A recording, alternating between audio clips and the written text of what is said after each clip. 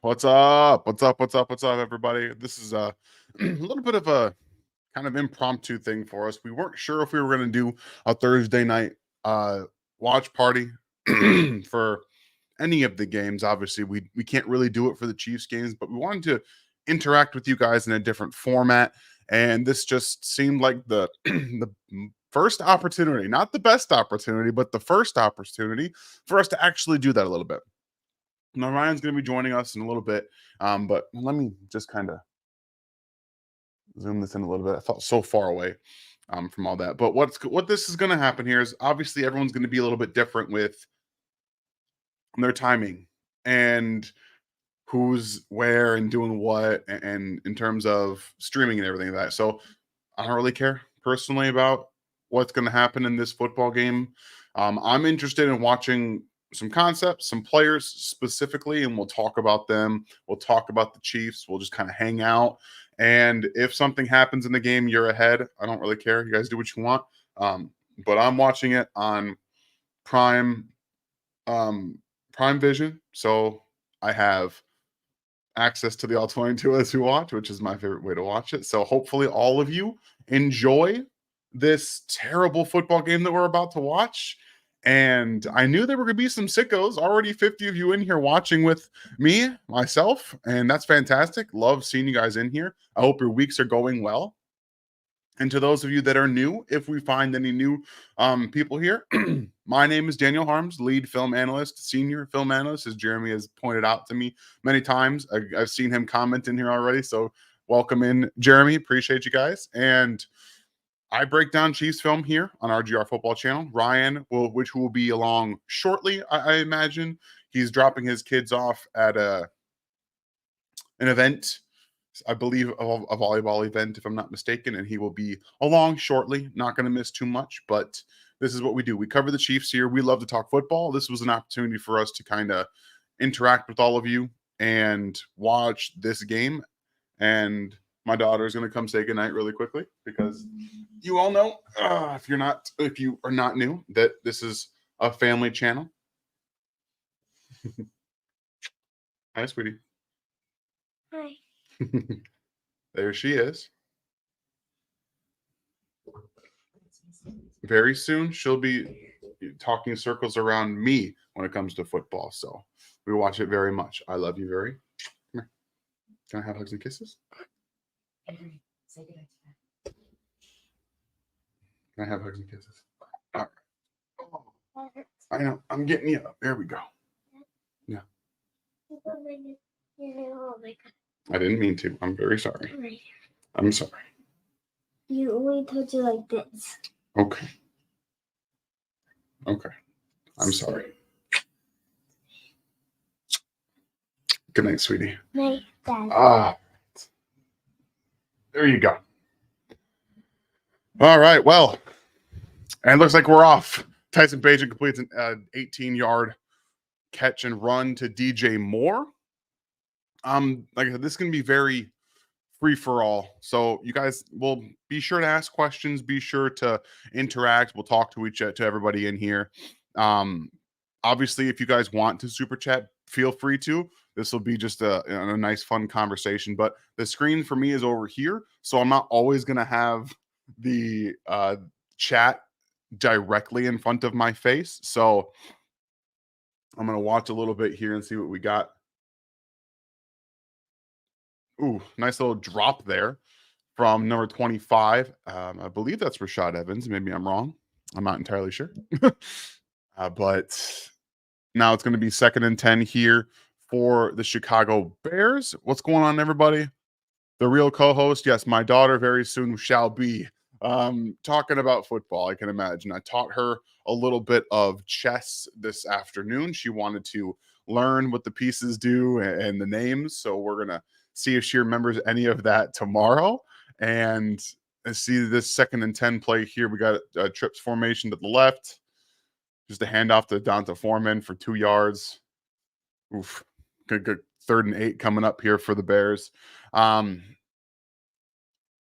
Personally, I like seeing, I feel like this year, the Chiefs specifically, have gone from trips or that 3-by-1 formation where they have 3 receivers to one side and a single receiver on the opposite side to doubles. That they'll motion one to the over, and I'm not a huge fan of that myself. So maybe we see a little bit different here. They're going to spread out the Panthers defense. They got some injuries for the Panthers. Obviously, no CJ Henderson. They lost Jeremy Chin earlier this year. Brian Burns, who that should have been picked off. That was a terrible throw from Tyler Bagent. Very, very bad. Unfortunately, we can't actually show you guys the games on here because of copyright infringement. So that is not possible. And I wish that we could watch every game in prime time or prime vision as well. It'd be fantastic. People would learn far more than we get the chance to see. So again, if you guys are new to the channel, just come in, say hi, and if you want to ask a question, we'll get to them sporadically throughout the watch party. Put question marks in front of the questions that you want to ask, and we'll get to them as things come up. And I 100% agree. So we got some regulars in here. Justin, how's it going? I believe Chiefs chick, excuse me. Welcome in, everybody. Steve, nice to see you. Hi, everyone. How you guys doing? How's your week going? It's about to be Friday. I know my wife has the week of tomorrow off as well as Monday, so that's awesome. Excited about that. Thank you, Dane. Appreciate that. I just want to do everything that I can to include my daughter with my life, my work, and what I do. I don't need her to not be in here. So, all right, hand off to Chuba Hubbard for 3 yards. I'm interested to see how Bryce Young is going to play this game because this is kind of an interesting football game for the Chicago Bears, who hold the Carolina Panthers the first pick. So if they beat them, that helps them in their case of getting a higher draft pick. So I'm excited. I'm excited to see how this actually works out for them, just because I like Bryce Young. Bryce Young was my QB1, and I think that I've been proved pretty wrong about that. And I had him and CJ Stroud like by a hair. Like I had zero problems putting CJ Stroud there. If you wanted to have CJ Stroud there, oof. Yeah, throwaway there on 2nd and 7 from Bryce Young. All right, what about all 22? I'm sorry, Gary. Could you be more specific with this question? I'd like to be able to answer it properly, but I'm not entirely sure. And yes, I know it is. I have these picture frames behind me with the stuff in it, so it's reflective and nothing I can really do about it. So it is what it is. You can see a couple of the Bears helmets in there, but that's it. That's no big deal. And why am I punishing myself on a lovely Thursday night? Because I'm here to spend time with y'all. I'm here to get to know you guys a little bit better, talk with you, and watch football. There goes Bryce. Got the first down. Oh, there's going to be a hold. Is it going to be in the secondary? Probably, I would guess pass interference or a hold on the defense would be my guess, since it's right there. So yeah, I'm here to talk football. I'm here to watch, even if it's bad football. I'm a sicko, you guys. I love watching Thursday night football, even when it's bad. That's all I want. That's all I want to do. Yeah, defensive holding. Okay. After Bryce Young took off there, they get a 5-yard, legal contact penalty. Okay. But this is not punishing myself for me. I like watching bad football. I love watching different players, different prospects, things like that. And honestly, specifically, the two situations for Bryce Young and CJ Stroud could be almost no different. Like the different offensive line issues, they're night and day. Like they can pass protect in Houston. They can't pass protect to save their lives in Carolina. So Bryce Young, I think, had the situations been flipped a little bit, it would be a little different. I think he'd be more successful. Obviously, the weapons there as well. So I think that this offseason would be pretty important. I don't know if the coaching staff makes it through the season, and they're going to have to get an offensive line, get some weapons around him, but they don't have a first round pick to do that. So, yeah, I'm sorry. Opposite way. The Panthers Maybe I just confused myself, but regardless, yes, the Panthers gave up their first round pick to go get Bryce Young. That was right. Speaking in tongues over here. All right, guys, let's answer some questions here while we get through this drive. Couple of them up here. Steve, looks like you got the first one in that I saw. What's going on, man? How you doing? How's your Thursday evening heading out watching here Thursday night football with us? How could the Chiefs offensive line improve over the bye week? So I think the most important thing for the Chiefs offensive line. Ooh, Bryce Young, nice little third down run again. Nice to see that. But I think the most important thing is continuity. And they've stayed healthy. They've done that. And they have to practice together getting off the ball a little bit better in the run game. They've been an excellent pass protection based offensive line. They've still been good doing that. So for me, I want to see them actually emphasize the run game, like get back to the basics, run basic inside zone, just execute that. If they can start to execute that, I think that's the most important thing. Patrick Mahomes is holding on to the ball longer than he ever has in his career. And that's been a contributing factor in some of the pass protection stuff. So that's part of the biggest issue for me is that when it comes to the bye week, it's about figuring out what they do well and getting back to the basics a little bit in regards to executing basic run game stuff and being able to hit all the blocks on the offensive line. And at the end of the day, that's probably how it's going to work. So appreciate that, Steve. Thank you for the question. Looks like we got a 2nd and 7 here. Another 3-by-1 going to a jet sweep motion to the right. Oh, a little high there for Terrace Marshall, who has not worked out in Carolina. I was a fan of his coming out. That situation didn't really work out, unfortunately. Sam, how's it going? What the hell is with the 3rd and 1s and the Chiefs? Please make someone make sense. I wish I could tell you, but at the end of the day, this comes back to not trusting the run game. The run game has been terrible this season, and in large part, they have been unable to run the plays that they want to run in short yardage situations and execute them well. And they're also their unwillingness to have quarterback sneaks has made them a little susceptible to this. And this is partly on them too for not going back to that. It's going to have to be multifaceted here. You have to be able to execute your run game initially and then be able to run passes off of it. And right now, teams kind of understand that either they're going to run a trick play or they're going to throw the ball on 3rd and short. Sometimes they grind out a yard. Awesome. But the offensive line hasn't been good enough to say consistently that they'll come out and execute on 3rd and short. They haven't been able to do that. So teams don't really practice for it. And that's my opinion. We'll see how that ends up working out. Thank you for the question, Sam. All right, so we got another punt already. 9 minutes left in the first quarter. We'll have 3 possessions. Nice little punt there, and number 42 goes down there and puts it on the 1 yard line. That's awesome. I love seeing that stuff, and I know that that's not something that is going to get a ton of publicity. I love seeing that execution stuff. All right. We'll see how long Ryan's going to be. He did say that there was some freshly fallen snow in Colorado, which again shouldn't surprise anybody at this point in the juncture. So that now it's a commercial break. We'll go ahead and answer some more questions here. Justin, how you doing, man? Are the Bears bad enough to make the Panthers look good? No. I think both of these teams will make each other look terrible. And we're seeing it already. Like, this has not been good football. It's been, I think Bryce has made a few good reads on third down, being able to run the ball here and there and finding some of those spaces, but no one's really gotten open. And the one time you see Terrace Marshall open, it's an overthrow because he's moving to his left, and moving and throwing the ball on the run has never been a strength of Bryce Young's. So No, I don't believe so.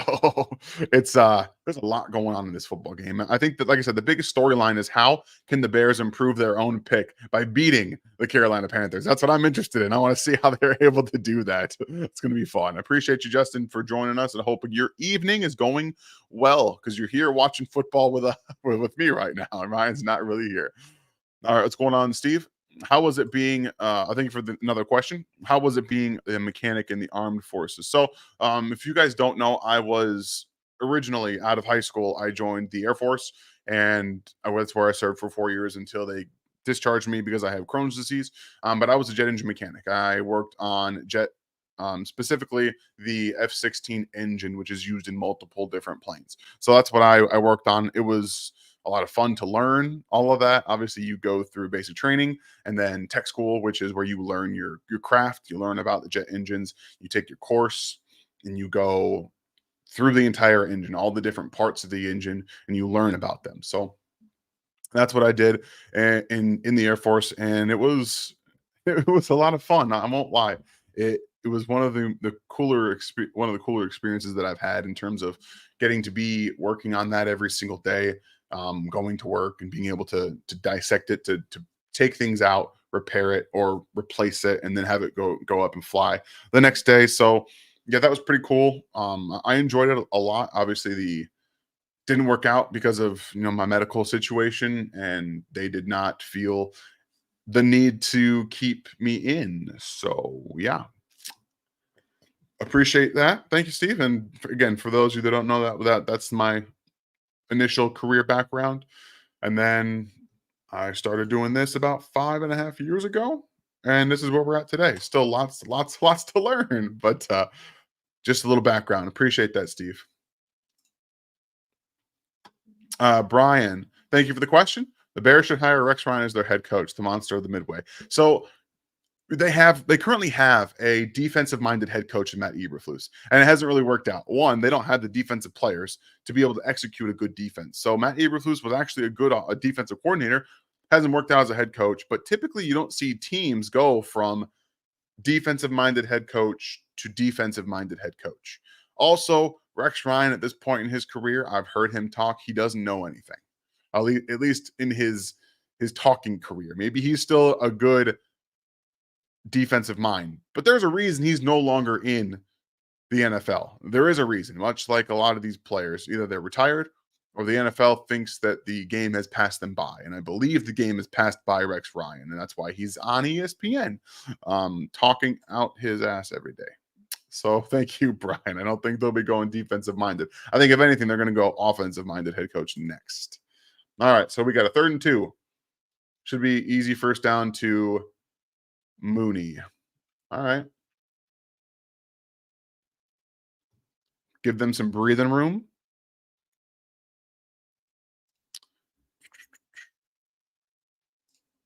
What's up, Dr. Ozzy? Thank you for the question. How do you think Thielen will have looked in Kansas City this year? He's been excellent in Carolina. Well, they've also force-fed him targets. I think that Adam Thielen would have been a good short yardage and intermediate player because that's what he's good at here. They can still target him down the field. He still has good hands through contact, and he can still do all those things. And it would have been nice to see him here now that we know what we know, right? Like that's the thing. We know what we know now, and it's that the Chiefs need somebody that can create separation in the short and intermediate areas, and the development for some of their younger players has not taken place. And you don't have to develop Adam Thielen because they're not. He wouldn't rely on an inexperienced wide receivers coach to be getting him better. And I think that's been a lot of the problem that we're seeing right now. And the focal point that Andy Reid and the coaching staff has put on Rashee Rice being their slot receiver and putting him into space. That's been the focal point to this point. Then MVS does what he does, and Justin Watson does what he does, and obviously Travis Kelce does what he does, and everyone else is just kind of figuring it out. So he's been good, but he's been force-fed targets because there's nobody else that can create separation in Carolina. And they still again, Terrace Marshall, who has not been what everyone thought he was going to be, at least in terms of a 2nd-round pick talent. And his speed was good, but he hasn't developed the route running. And developed enough. And then they have Jonathan Mingo, who is an athlete also in development stage. So there's a lot going on there in that regard. And DJ Chark, who's now, I believe he's injured again. So it's just another injury plagued season for him. So he's been the go-to guy. He's been healthy. And again, he's been good when called upon. And that's the type of player that works well with Bryce Young, who needs to get the ball out on time and things like that. So right here, we're going to get a punt on 4th and 3. Should give the Panthers some pretty good field position. Oh, Smith-Marsette. Oh, Smith-Marsette, baby. Smith-Marsette, take it. Oh, he's gone. The Chiefs traded Emir Smith-Marsette to the Panthers. Let's see what the flag is, but he just returned a punt for a touchdown. I'm saying I didn't want to trade Emir Smith-Marsette. I liked what I saw. I liked it. And if this, I mean, regardless, even if this doesn't hold up, I'm upset. I'm upset. Visibly upset. Very mad. Not happy. Appreciate that, Dr. Ozzy. I'm just going to stew here for a second while I watch this back. Oh, yeah, it counted.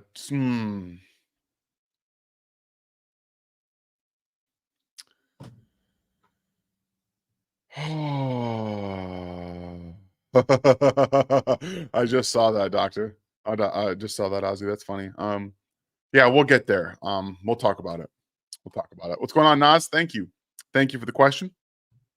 Who are the for sure extension this offseason? And a guess on what the contracts look like. All right, so let's look up free agents. 2024 free agents. There we go. Ugh. I'm mad. Sorry, guys. The Chiefs don't have a punt returner. They don't have a punt returner. And Smith-Marsette just did that. What?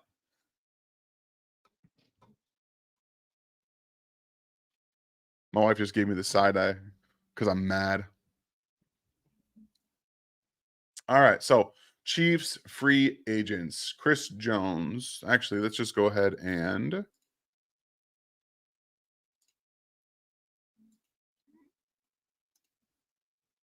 pull this up. And zoom in. All right. So Chris Jones, McCole Hardman, Drew Tranquil, Mike Edwards, Donovan Smith, CEH. You know, this is quite a list. Hey, go away, ads. I don't want any ads. Go away. Jeez.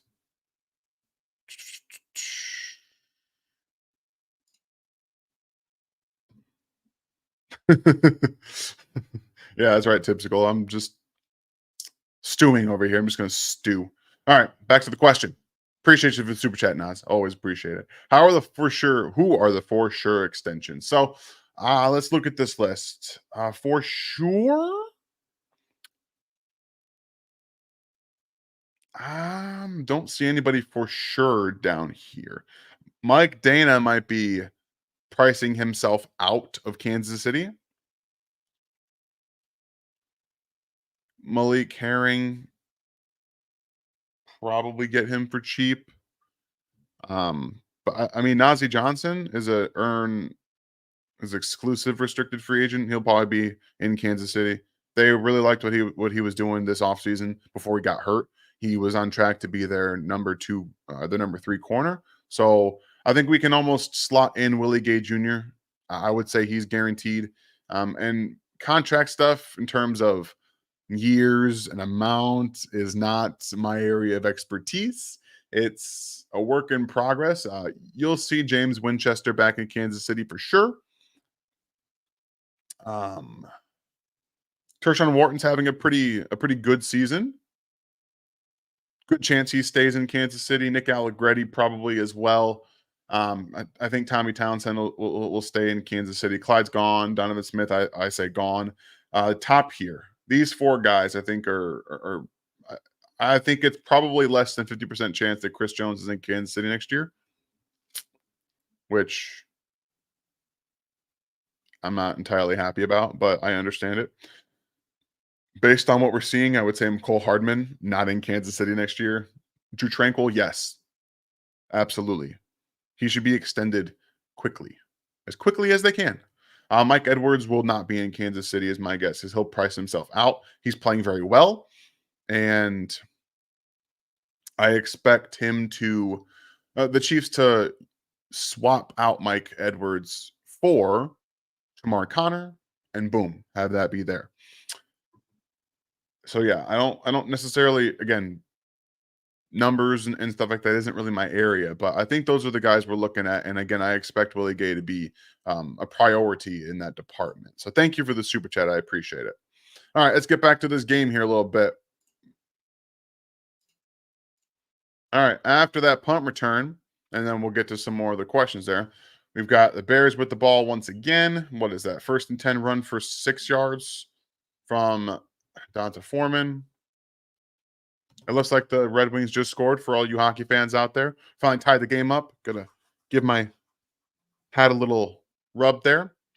What's going on, Dad? Yeah, I like this hat too. It's very nice. The black. I wish that they would go back to making hats that look this good, but all their hats are pretty bad now. And I'm glad that they tied it up because I couldn't stand them being bad because they've been bad. Oh, 2nd and 5. Play action pass. Just check down to Foreman. Good. I've got Foreman on multiple fantasy teams, and I'm starting him this week. So get him all of the touches that you possibly can. Totally okay with that. If you guys are interested, you're new here, checking me out, welcome to the channel. Please, everyone, just take a second to hit the like, get us out there to more Chiefs fans as well as football fans in general. And then if you're new, hit that sub button, become a sub here at the RGR football channel. We do tons of film. I do tons of film every single week. Oh, nice little run there from Donta Foreman for 11, 12 yards. We do film breakdowns. We have the live streams. We'll have, I don't know if we'll have something tomorrow. Probably not because there's no game this week for the Chiefs. So that's something to look at for next week. And we'll do the game plans for that. We'll do the Sunday Night Live. We'll have one this week as well. So yeah, welcome into the RGR football channel. And this game here is that punt return was exciting, and it makes me upset again because I liked Smith-Marsette, what he's able to do as a receiver, but the Chiefs disagreed.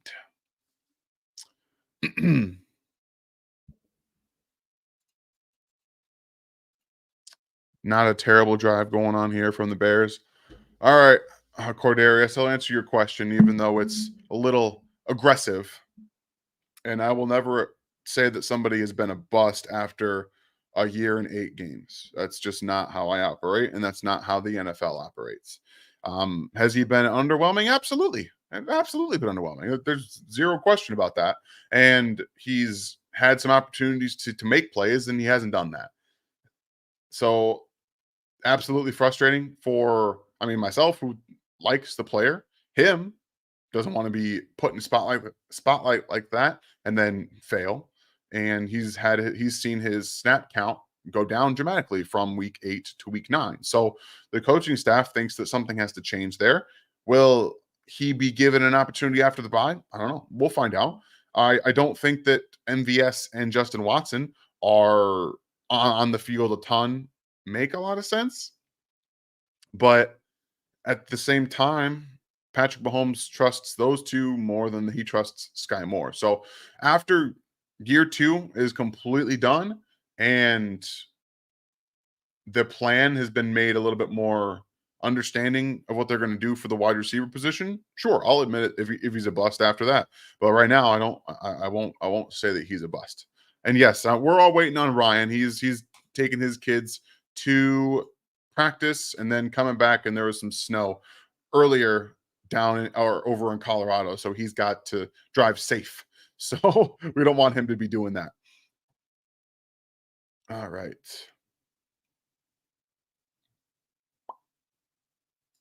Question there. That's absolutely accurate, Jeremy. No one should be getting excited or visibly mad about this football game, but here I am getting visibly mad because I liked Smith-Marsette. And yes, everyone, that was DiCaprio Boodle locking up DJ Moore down the field. So really, this game is just about some heartache for the Chiefs fans with the Kairos Santos field goal to top it all off. That's right. Lots of former Chiefs in this game. Interesting.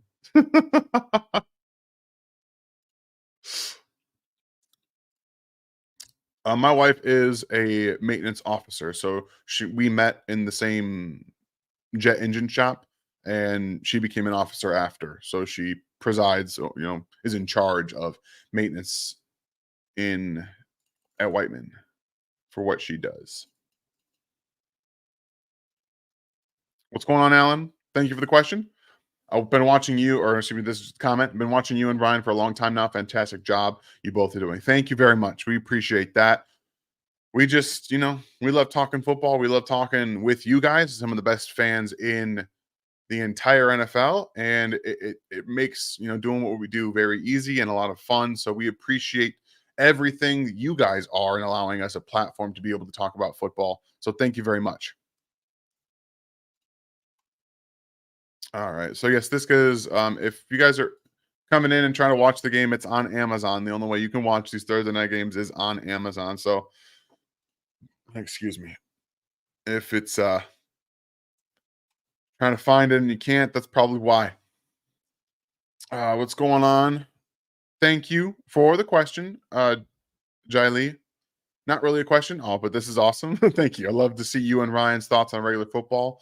Your insights have always been insightful. Thank you. And that's kind of the reason why I wanted to do it. So, like when this commercial comes back around here, I'll watch a little bit more intently to the game. We'll talk a little bit more about what's going on. Again, it's not super interesting, but to see what are some of the things that they're doing stylistically in the game. Obviously, it's 7-3 right now. Still in the first quarter. Lots of football left to play. So, thank you very much. Oh, see, look at that. Jeremy coming in clutch. Amazon streams it on Twitch. Psh.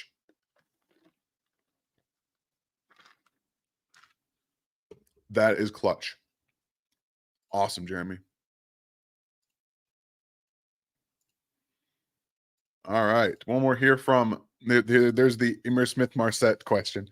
Thoughts on his social media activity, which we had kept in retrospect because of the Ross ordeal. Well, it's funny that all of this happens now, right? Like you asked the question, he returns the punt. He's been getting, mouthy on social media.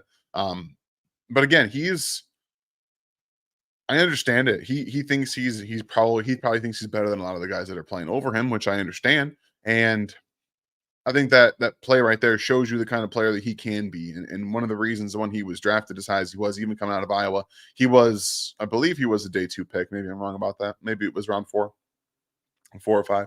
But athletic guy, tons of upside, ability to move in space. He's big. And I saw a lot of traits from the preseason of showing that he's got some nuance to him. Like it's not just an athletic guy who's trying to move around. Like Jonathan Mingo, they're I believe 2nd round pick or 3rd round pick from this past season. They're day 2 picks from this last draft. So I think he's got some nuance to his routes, and he's a little frustrated because he's not getting enough playing time. So hopefully he gets some more after that punt return. That'd be nice to see. And obviously retrospect is always, it's always, you always see 2020 when you have a bit more information, and it's true. But also I just wanted to keep him because I thought he was a good player. I thought I would have kept him over some of the other players. Not having to trade for McCole Hardman, but regardless, now we got this 1st and 10 play handoff to Blackshear. So what does anybody know the status on Miles Sanders? Is he not playing in this football game? Because I don't remember, to be very honest with you, if he was activated or not.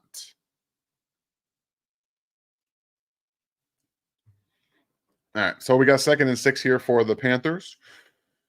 On offense, excuse me. Chuba Hubbard's back in the game. I mean, they're playing Michael Strachan over Smith-Marsette. This is malpractice. That guy's not a good player. All right, play action pass, throwing down the field.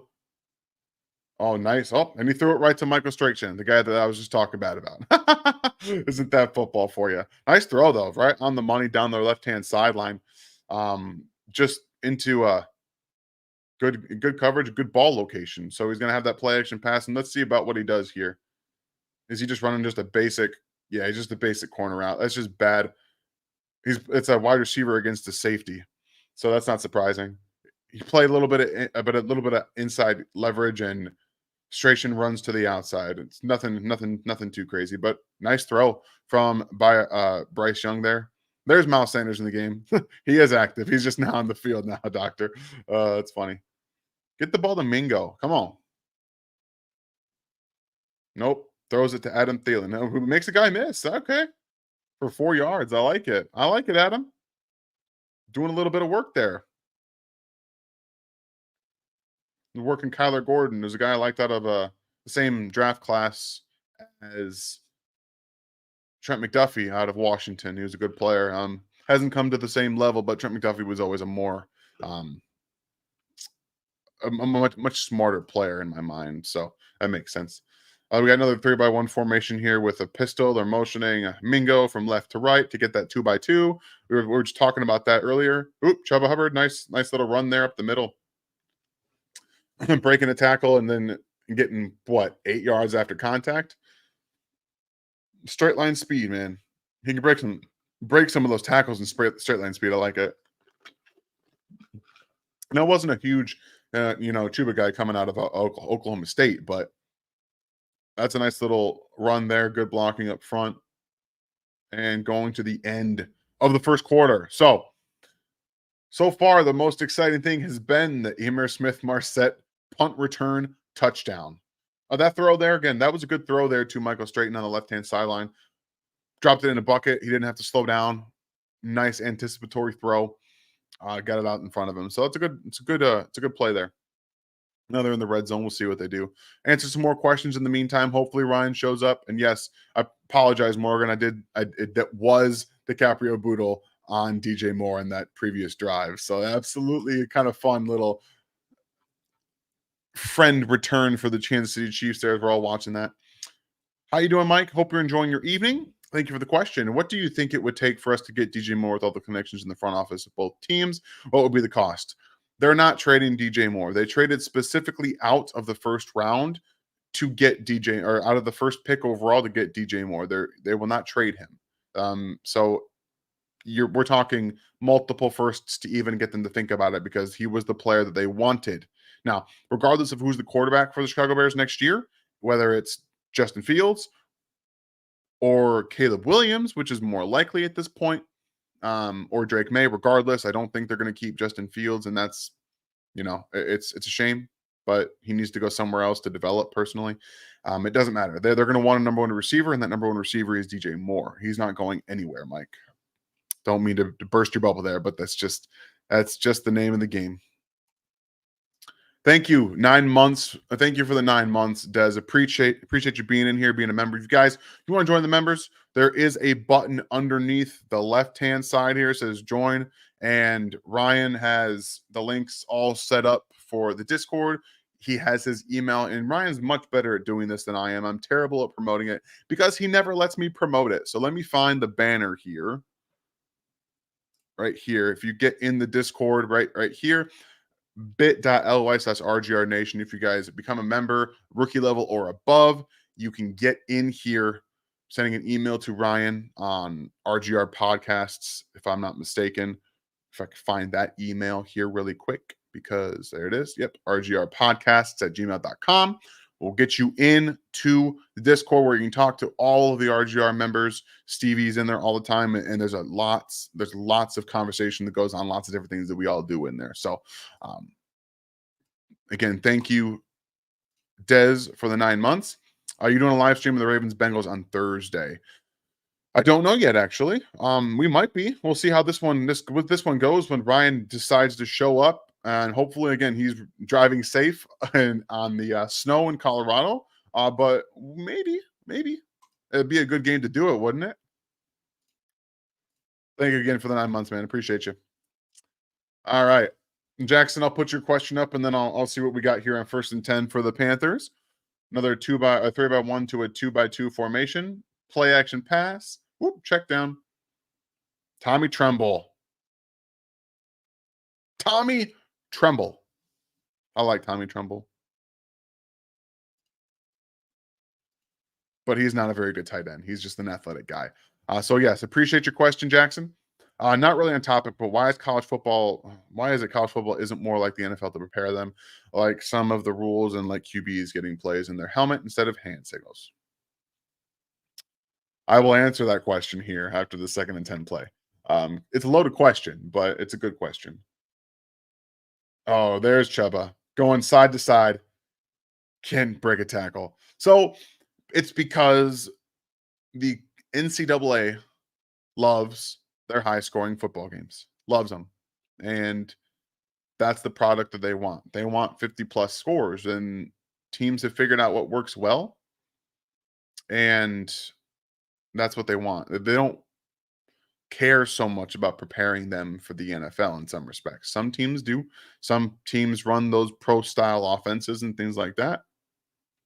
Got an update from Ryan. He said about 10, 15 minutes. So you guys only had to deal with just me for a little bit longer. 3rd and 11 here. Oh, Bryce, that was terrible. Just threw it in the feet. He's got some happy feet, though. His feet do not. I saw that in the chat earlier. I don't remember who it was. Make yourselves known so I can give you the credit that you deserve. Some happy feet there. He doesn't really feel comfortable in the pocket with that offensive line, and he just threw that in the feet of his receiver. So, going to kick a field goal here and go up 10-3. So again, back to the question here about college and NFL. I wish that I really knew why, but I do believe it's because the product that they want in college is just different than the product they want in the NFL. And another problem with that whole thing is that you get these athletic players that learn something new. One, they learn something in high school. They go to college, they learn something completely different. And then when they go to the NFL, they're learning something completely different. But also, NFL doesn't necessarily care about developing players a ton. They want to draft the player, plop them into their system, and then have them be successful.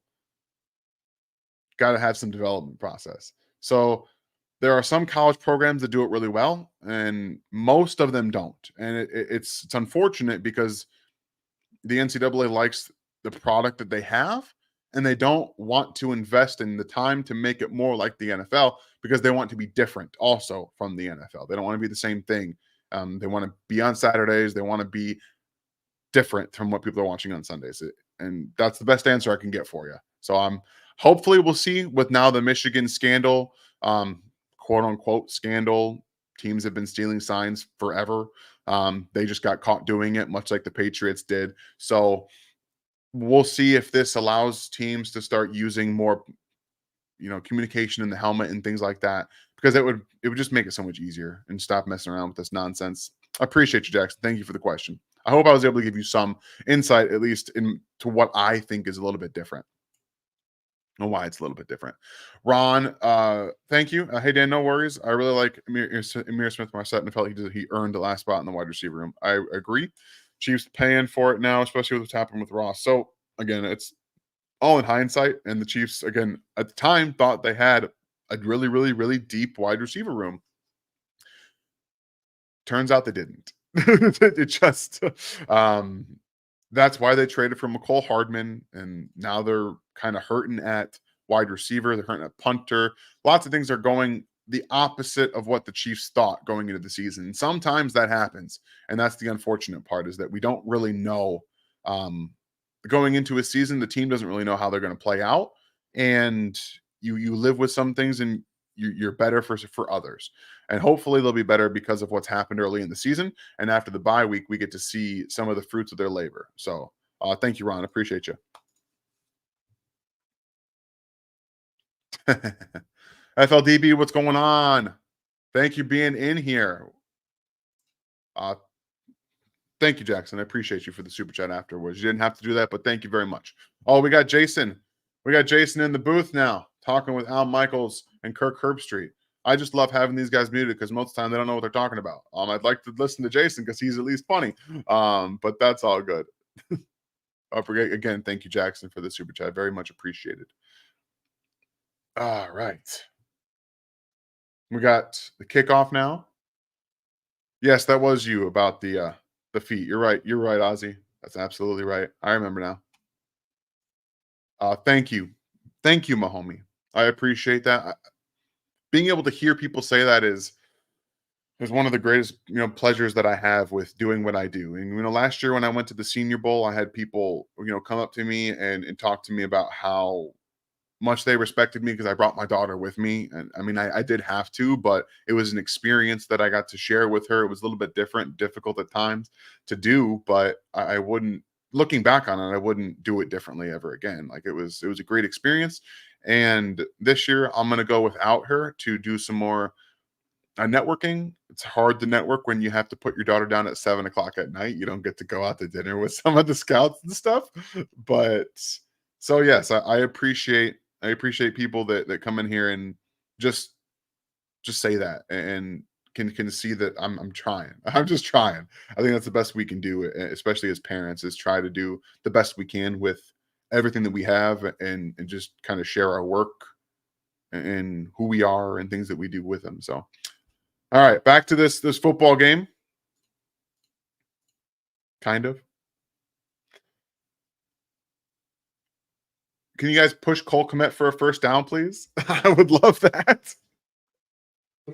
Again, I've got you guys. If you guys don't know, I cover fantasy football too. So I've got 15 fantasy teams this season, and I have Cole Kmet in a few of them. So it'd be nice to get Cole Kmet some points here tonight because I think that was his first catch on the night. So now it's going to be what, third and short, third and 1, 3rd and 2, and we'll see what the Bears come out here and see if the Chiefs can take some of their lessons. So they've got 3 receivers set to the right, 2 tight ends, and they just pitch it to Donta Foreman, who makes a cut and gets a first down. Shocking. I'm not going to say anything else besides that about the NFL. About the Chiefs with the short yardage stuff.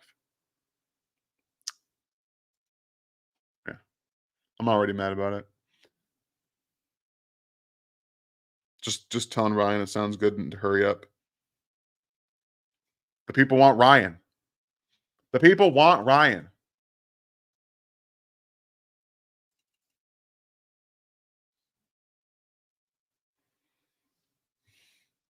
First down. Oh, a nice little trickery to Tyler Scott.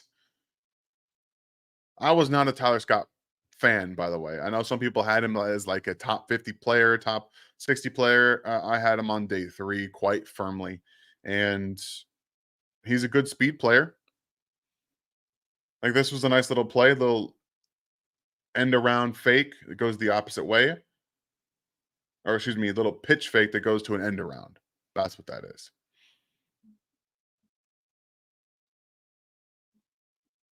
All right, now you got 2 tight ends again. So 12, actually 13 personnel with Equinemia St. Brown, who was just activated today. Donta Foreman's just going to go for what, half a yard after making 2 guys miss and trying to get that. Oh, Tyler Scott's chilling on your taxi squad.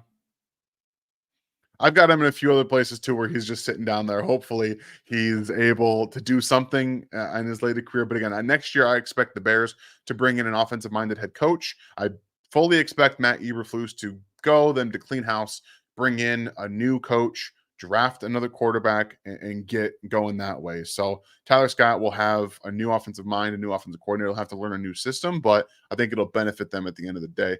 Now I got 3 receivers, a tight end. Tyson Bagent, they're going to get a flag here for holding. But so it'll be what? Second down and nearly 20, so 19. Yeah.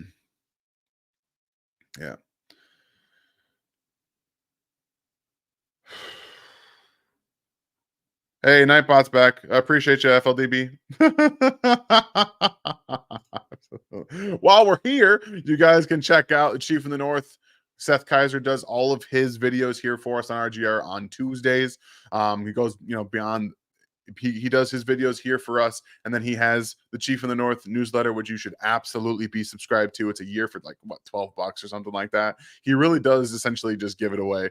So Seth does great work, and we're glad to have him here on the RGR Football channel when he gets time to do that. So I appreciate him very much. I got a play action pass here, 2nd and 20. Time to throw, 4 seconds, and then a check down to nobody. It doesn't even get close to Roschon Johnson there. So we're seeing this come up, and Kyle, it's fine. Subjecting myself to this game, I like football. I'm a sicko. I am an NFL college football sicko. If you have football on, I'm probably watching it. If I'm not watching TV with my wife, or playing with my daughter, or watching film, like this is what I do. If I got football on Thursday nights, I don't care. I don't care who the teams are. I love watching football, even bad football. So we got a 3rd and long. You don't have very many plays for 3rd and 20. There you go. Screen to Roschon. They're going to get another flag.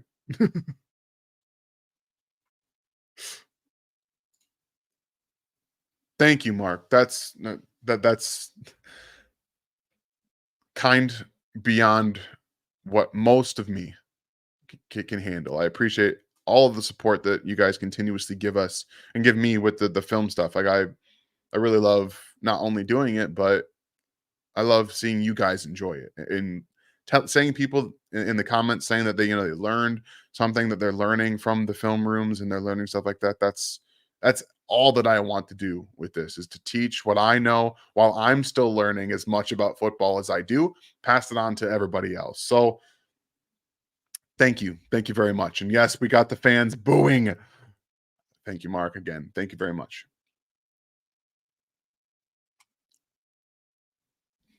It should, Dad. It absolutely should. Oop. Got a little drop there from Smith-Marsette. So maybe it wouldn't all be roses here in Kansas City if he was the punt returner. He just dropped another one. It reflects on you too, Dad.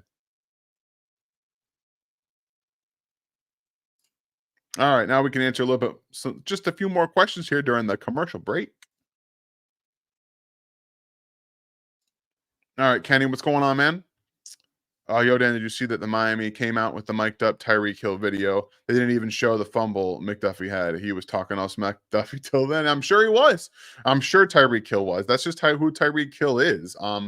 And I expect nothing less. And though I earned a lot of respect for Tyreek Hill in Super Bowl. I forget what it was at this point. What was it? 52 against the Bucks, when he does his peace sign, and when the Buccaneer player, I forget his name, gave him the peace sign in his helmet, he just walked away. I gave a lot of respect to Tyreek Hill after that, because you have to be able to dish it out, and you have to be able to take it if you do. And Tyreek is one guy who always will, and I respect that a lot out of him. And I loved watching the Chiefs kind of just shut him down, and just not give him any reason to put up the peace sign to anybody in Kansas City. So that was a nice moment in that football game, Kenny. And thank you for allowing 55, Super Bowl 55. So yeah, appreciate you allowing us to relive that moment. Not sure. Thank you again, Ozzy. Not sure if I've heard the backstory. Did you become a Chiefs fan from being a white man? No, my father, who again is in the chat, was born and raised in Iowa. And I believe, if I'm not mistaken, that because Iowa doesn't have a football team, he was allowed to choose, and he chose to be a Chiefs fan. So growing up, he watched the Chiefs whenever he could. And obviously, while I was growing up, we lived in Michigan. So he still loved the Chiefs, and every time they were on, we watched when we could, but it was much harder to do that in Michigan. But it just is what it is. You love what you love, and I'm Chiefs and then Detroit, everything else. So I'm a Pistons, I'm a Wings, and I'm a Tigers fan everywhere else. And then Chiefs football, I always root for the Lions because they are, my hometown team, and they're in the NFC, so it doesn't matter anyway. And they've been bad for so long. I just want them to win a damn game. That's all I want. I want to see them win football games because they've been so bad for so long. So yeah, there's the backstory. All right. First and 10 here. What are the on the 9-yard line for the Panthers? See if Bryce Young can deal with some pressure off the right-hand side. Nope. Throws it over and out of bounds. Woof. No lie, though. They just get that was Montez Sweat in his face. Well, obviously, FLDB, I don't root for them to beat the Chiefs. I didn't get what I wanted in that football game. Travis Kelce didn't play, and Chris Jones didn't play.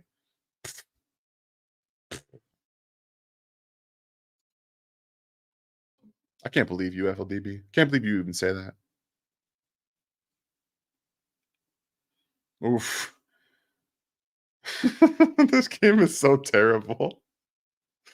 Bryce, my guy. You got to throw the ball to somebody. 3rd and 10. Oof, 3rd and 10, y'all. Let's make it through. Let's make it through. Let's see what we can do here.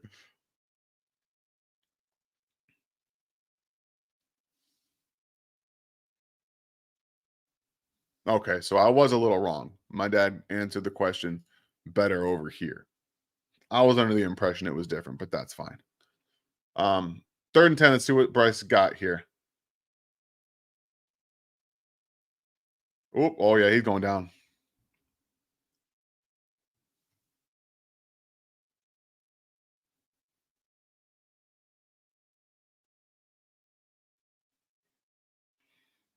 All right. He's not looking like Trubisky. Their offensive line's garbage and no one gets open. It's 3rd and 10. It's not all his fault. He hasn't done himself a lot of favors, though. It's tough to be in a situation like that and try to elevate a team that doesn't really want to elevate you.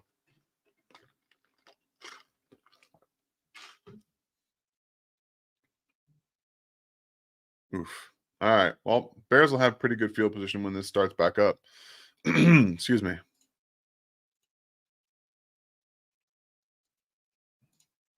All right.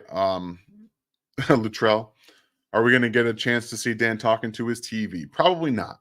I am not emotionally invested in this football game, so I will not be talking to my computer screen about bad plays at all.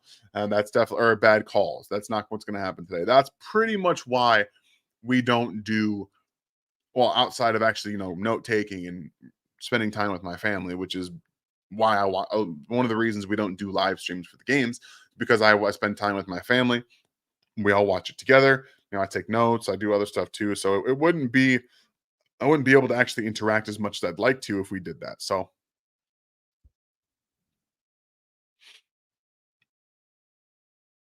I don't know why mom would be pissed at me anyway. All right. First down run for a yard for the Bears.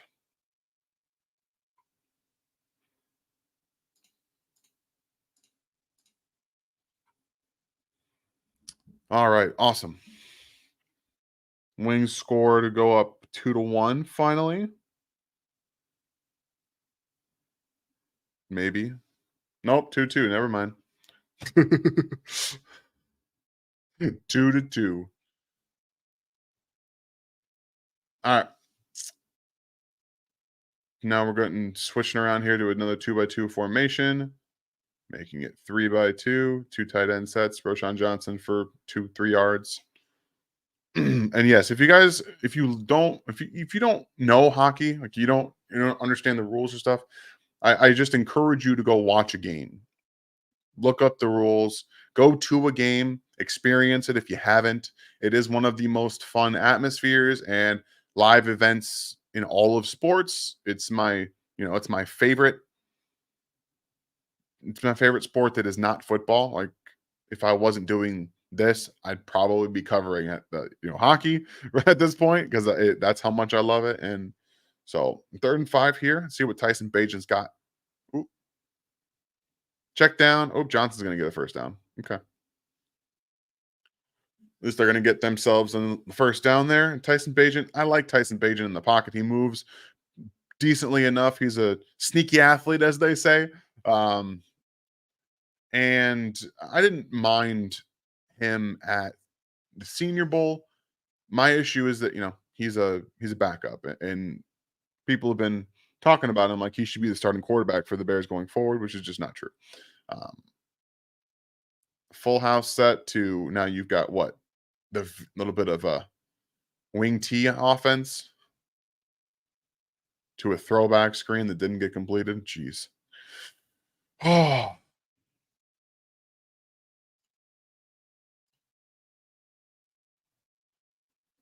Quentin's racking up the questions here. Well, that's fine. Well, I'm sorry that I didn't remember that. I'm sorry.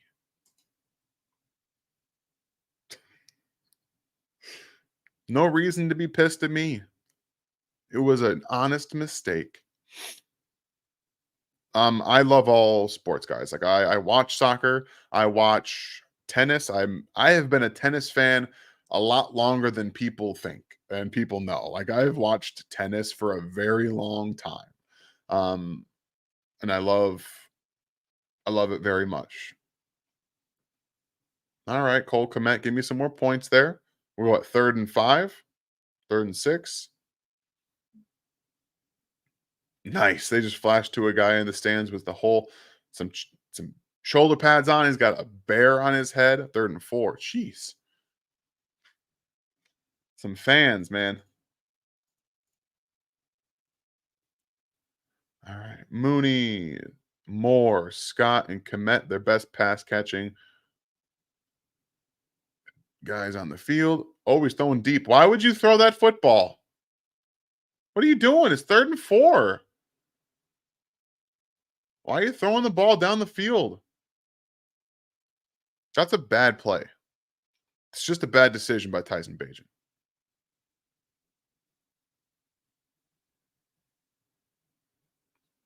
Like, and if you know you're going to go for it on 4th and 4, just run the ball. This doesn't make any sense.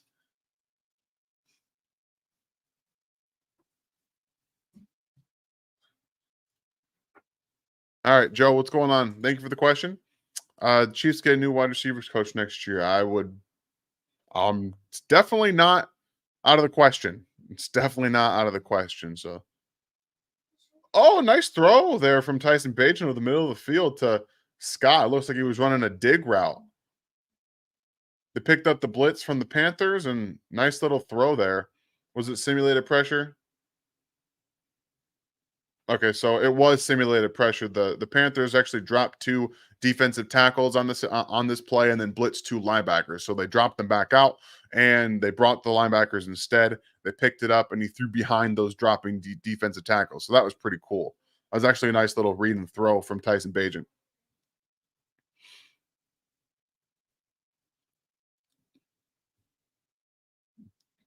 Oof. DJ Moore for 1 yard on a jet sweep.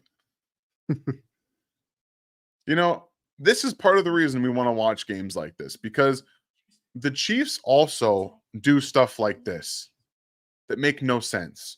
That jet sweep to DJ Moore made absolutely no sense. Why bother taking your best wide receiver and turning him into a running back?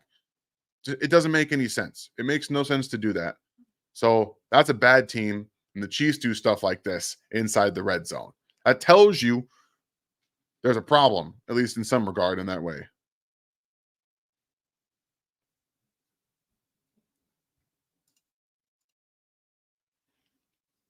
Okay.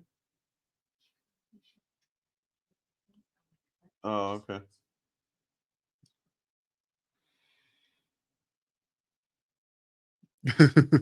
What's going on, Cole? Nice to see you in here. One of our regulars, member here. We wanted to, get our feet wet. I think Ryan will be here in a few minutes. Should be here in a few minutes anyway.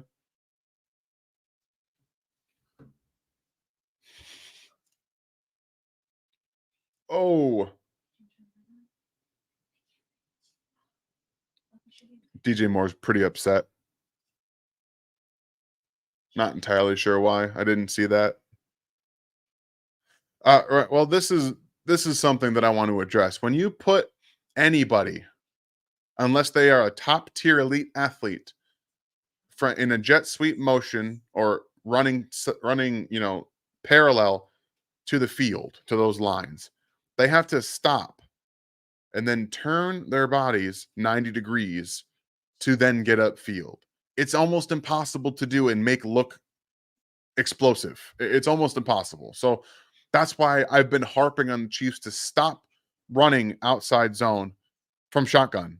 It just doesn't make sense. It's not good.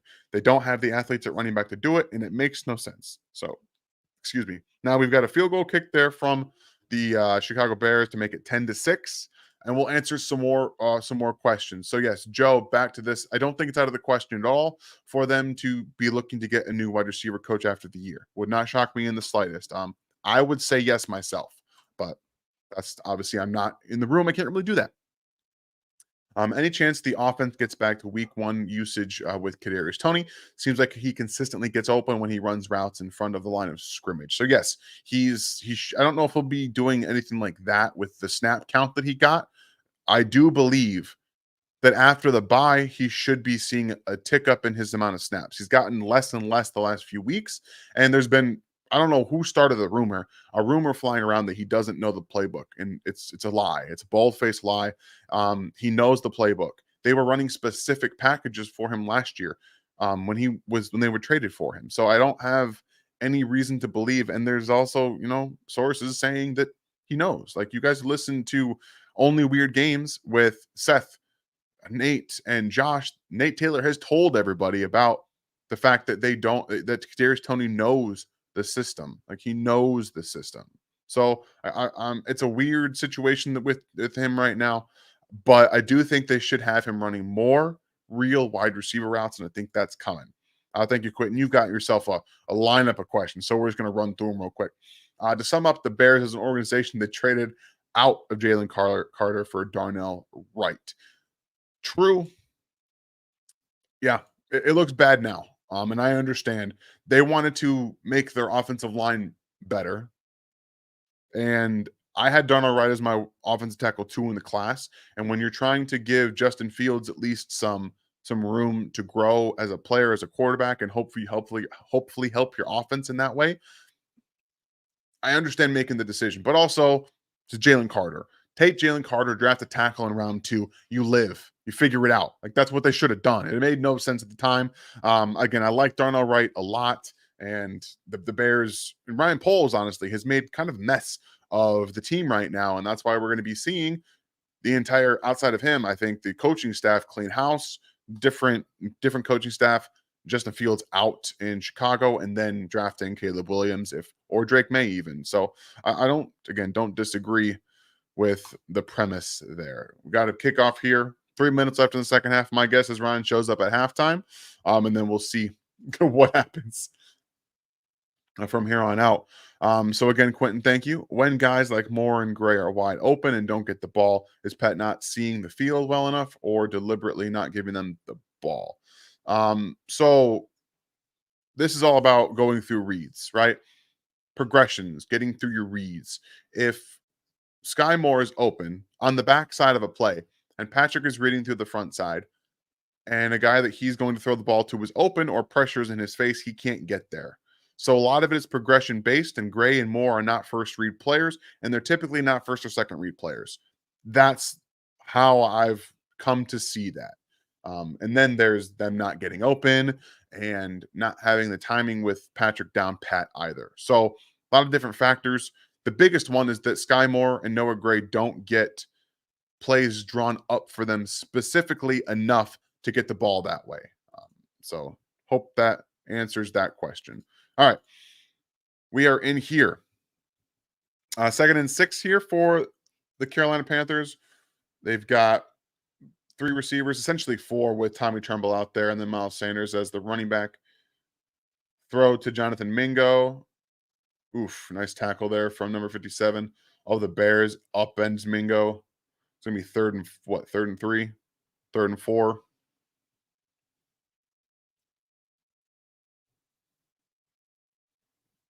It's a nice tackle in open field against a better athlete. Okay. Ryan just told me he's home. He's going to grab a beer and then he's going to jump on. So Ryan should be in good form when he jumps on here with us tonight. And I appreciate all you guys for being in here. I know maybe there's not a lot better to do on a Thursday night than watch bad football and talk with me right now for the first half of this football game. But I'm enjoying it, talking a lot of football, talking with you guys, hanging out, and spending time with my family too. It's nice. My daughter's in here too. She was already put to sleep, but you guys, if you have kids, you know that this is the first time they come out of their rooms and they're not ready to go to bed yet, but it is what it is. Oh, all right. So we got a commercial break here. We'll come back through some of these questions here from Quentin. Now, will we start to see Pacheco get more touches if the offense doesn't start to show more consistency, especially on short yardage? So we did kind of talk about the offensive line a little bit earlier. Their offensive line, their run blocking has not been good this year. It's been among the worst in the NFL. They are 31st in rushing success rate this season, which last year they were, I believe, a top 7 unit in rushing success rate, specifically towards the end of the season. They had their plays figured out. They were able to run the ball efficiently when they weren't throwing the ball. So the times that they actually decided to hand the ball to Pacheco, they worked very well and they were consistently able to run the ball. They can't do that right now. And they're throwing the ball a lot and it's been short. They can't really create chunk plays. They can't make defenses start to play down on their haunches a little bit and play so far back that they can run the ball effectively.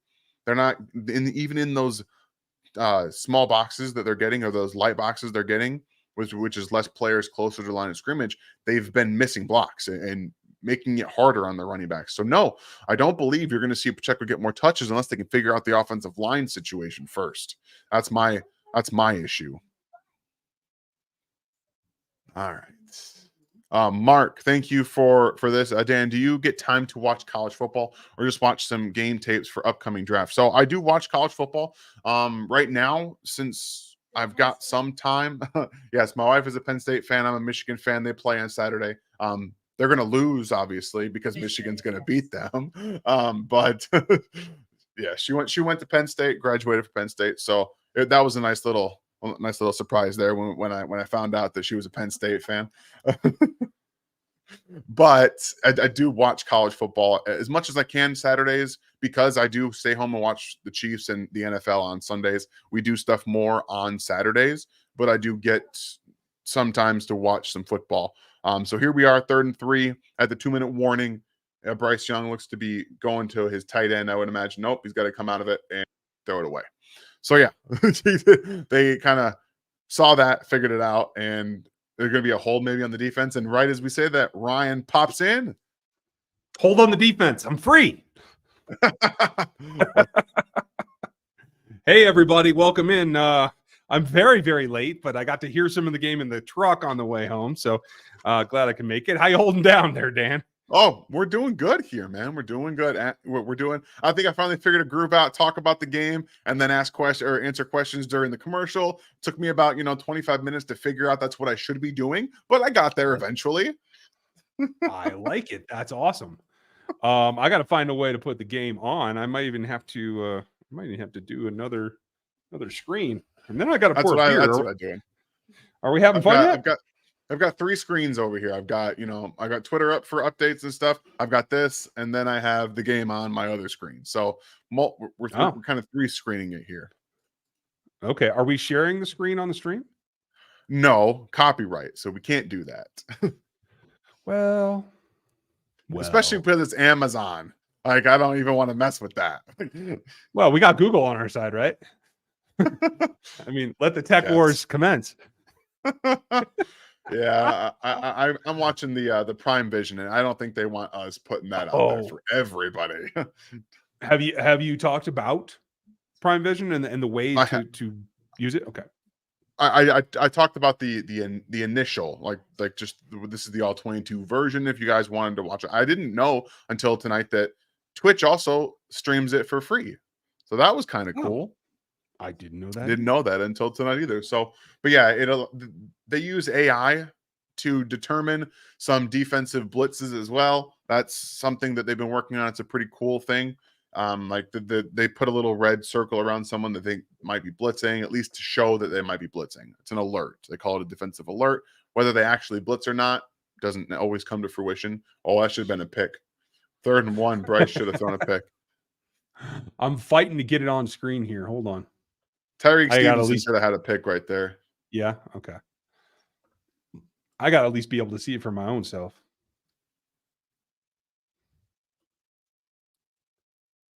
Yeah, he just overthrew Mingo and Stevenson just dropped that football.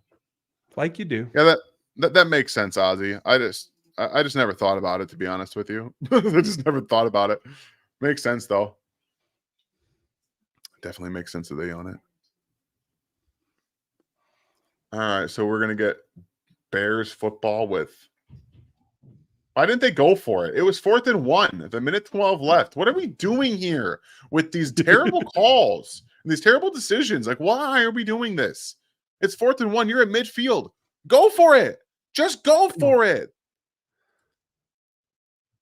At worst, you're up 10-9. Like, come on. This is ridiculous. This is like the Chiefs playing offense right now.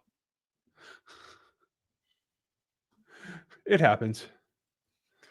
I did make that comparison because the Bears did a jet sweep on 1st and 10 inside the 20-yard line.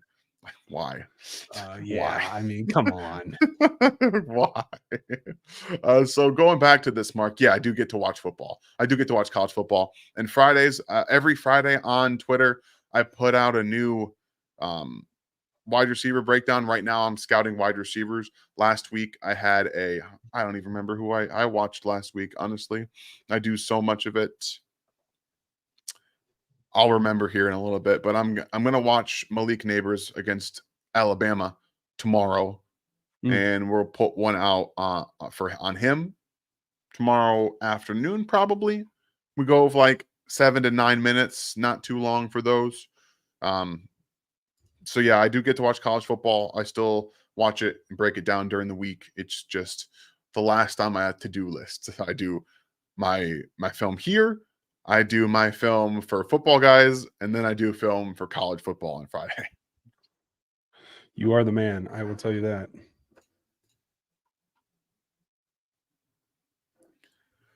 All right, what do we got here? Another one from Quentin. Thank you, man. Thank you for the question. Again, thank you all for being in here, hanging out on a Thursday night, watching some bad football.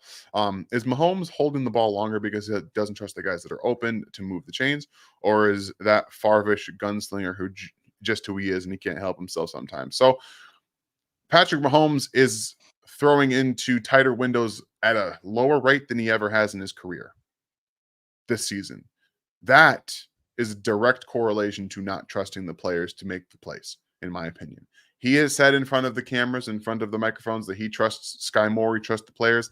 That's not showing up on the field, guys. So he's saying it to not destroy the confidence of those younger players, but it's not showing up on the field. It's not showing up in the stats, and it's not showing up in the advanced analytics because he's not throwing it into tighter windows.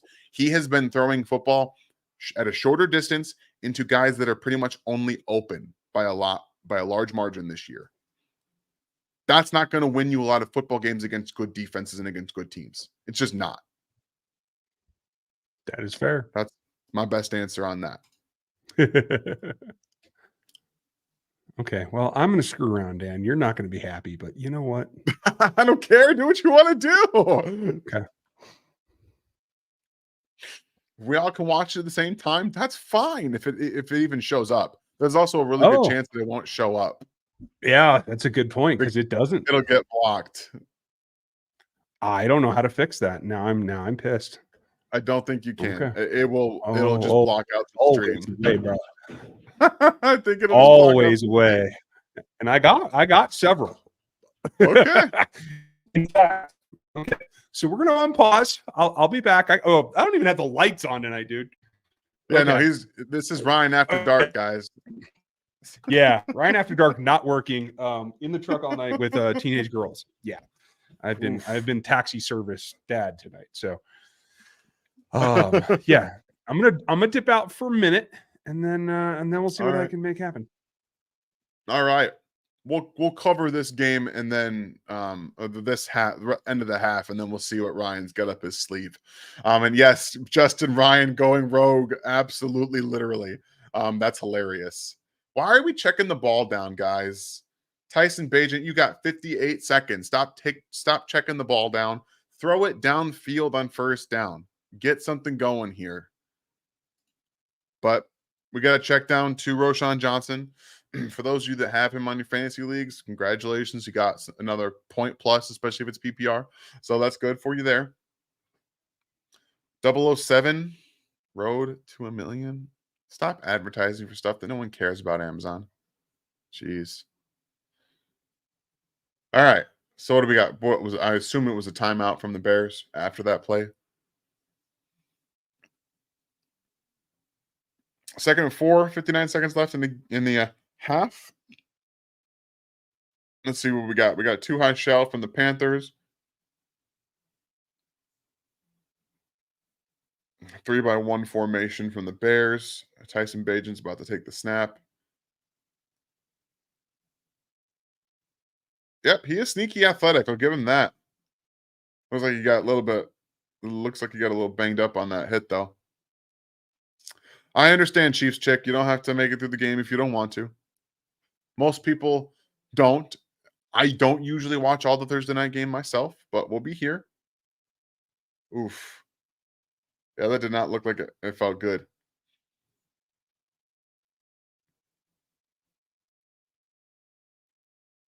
Kind of went down awkwardly on that right arm. Or left arm, excuse me.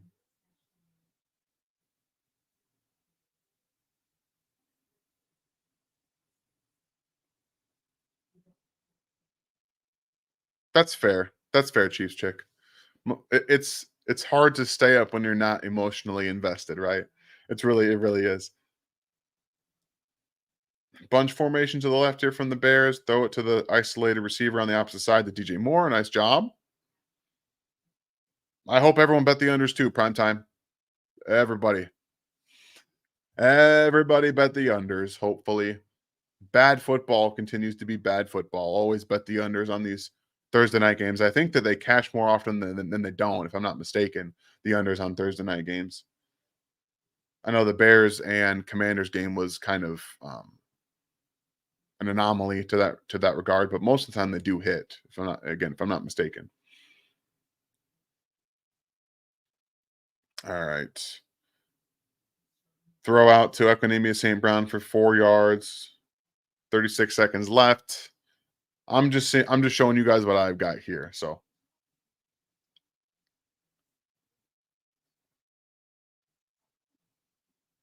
Bagent steps up, steps out, throw it. She's got to throw the ball. That's smart, Michael. Bet every under I could. There you go. Justin, FLDB, don't show the stream. And also FLDB, here's how to do it. That's very funny. And then we'll get to that question during halftime about George Pickens. I did see it. We will talk about it because you guys have to know how I feel about it. All right, we got a little bit of a mugged up blitz look here. Possible slot corner blitz. Yeah, they're bringing the house. They pick it up. Throw the ball. Oh, wow. To Cole Kmet. Get out of bounds, Cole. All right, here we go. Some more points. Some more of those fantasy points coming to my teams. I like it. I like it. We got 1st and 10 with 12 seconds left here in the first half.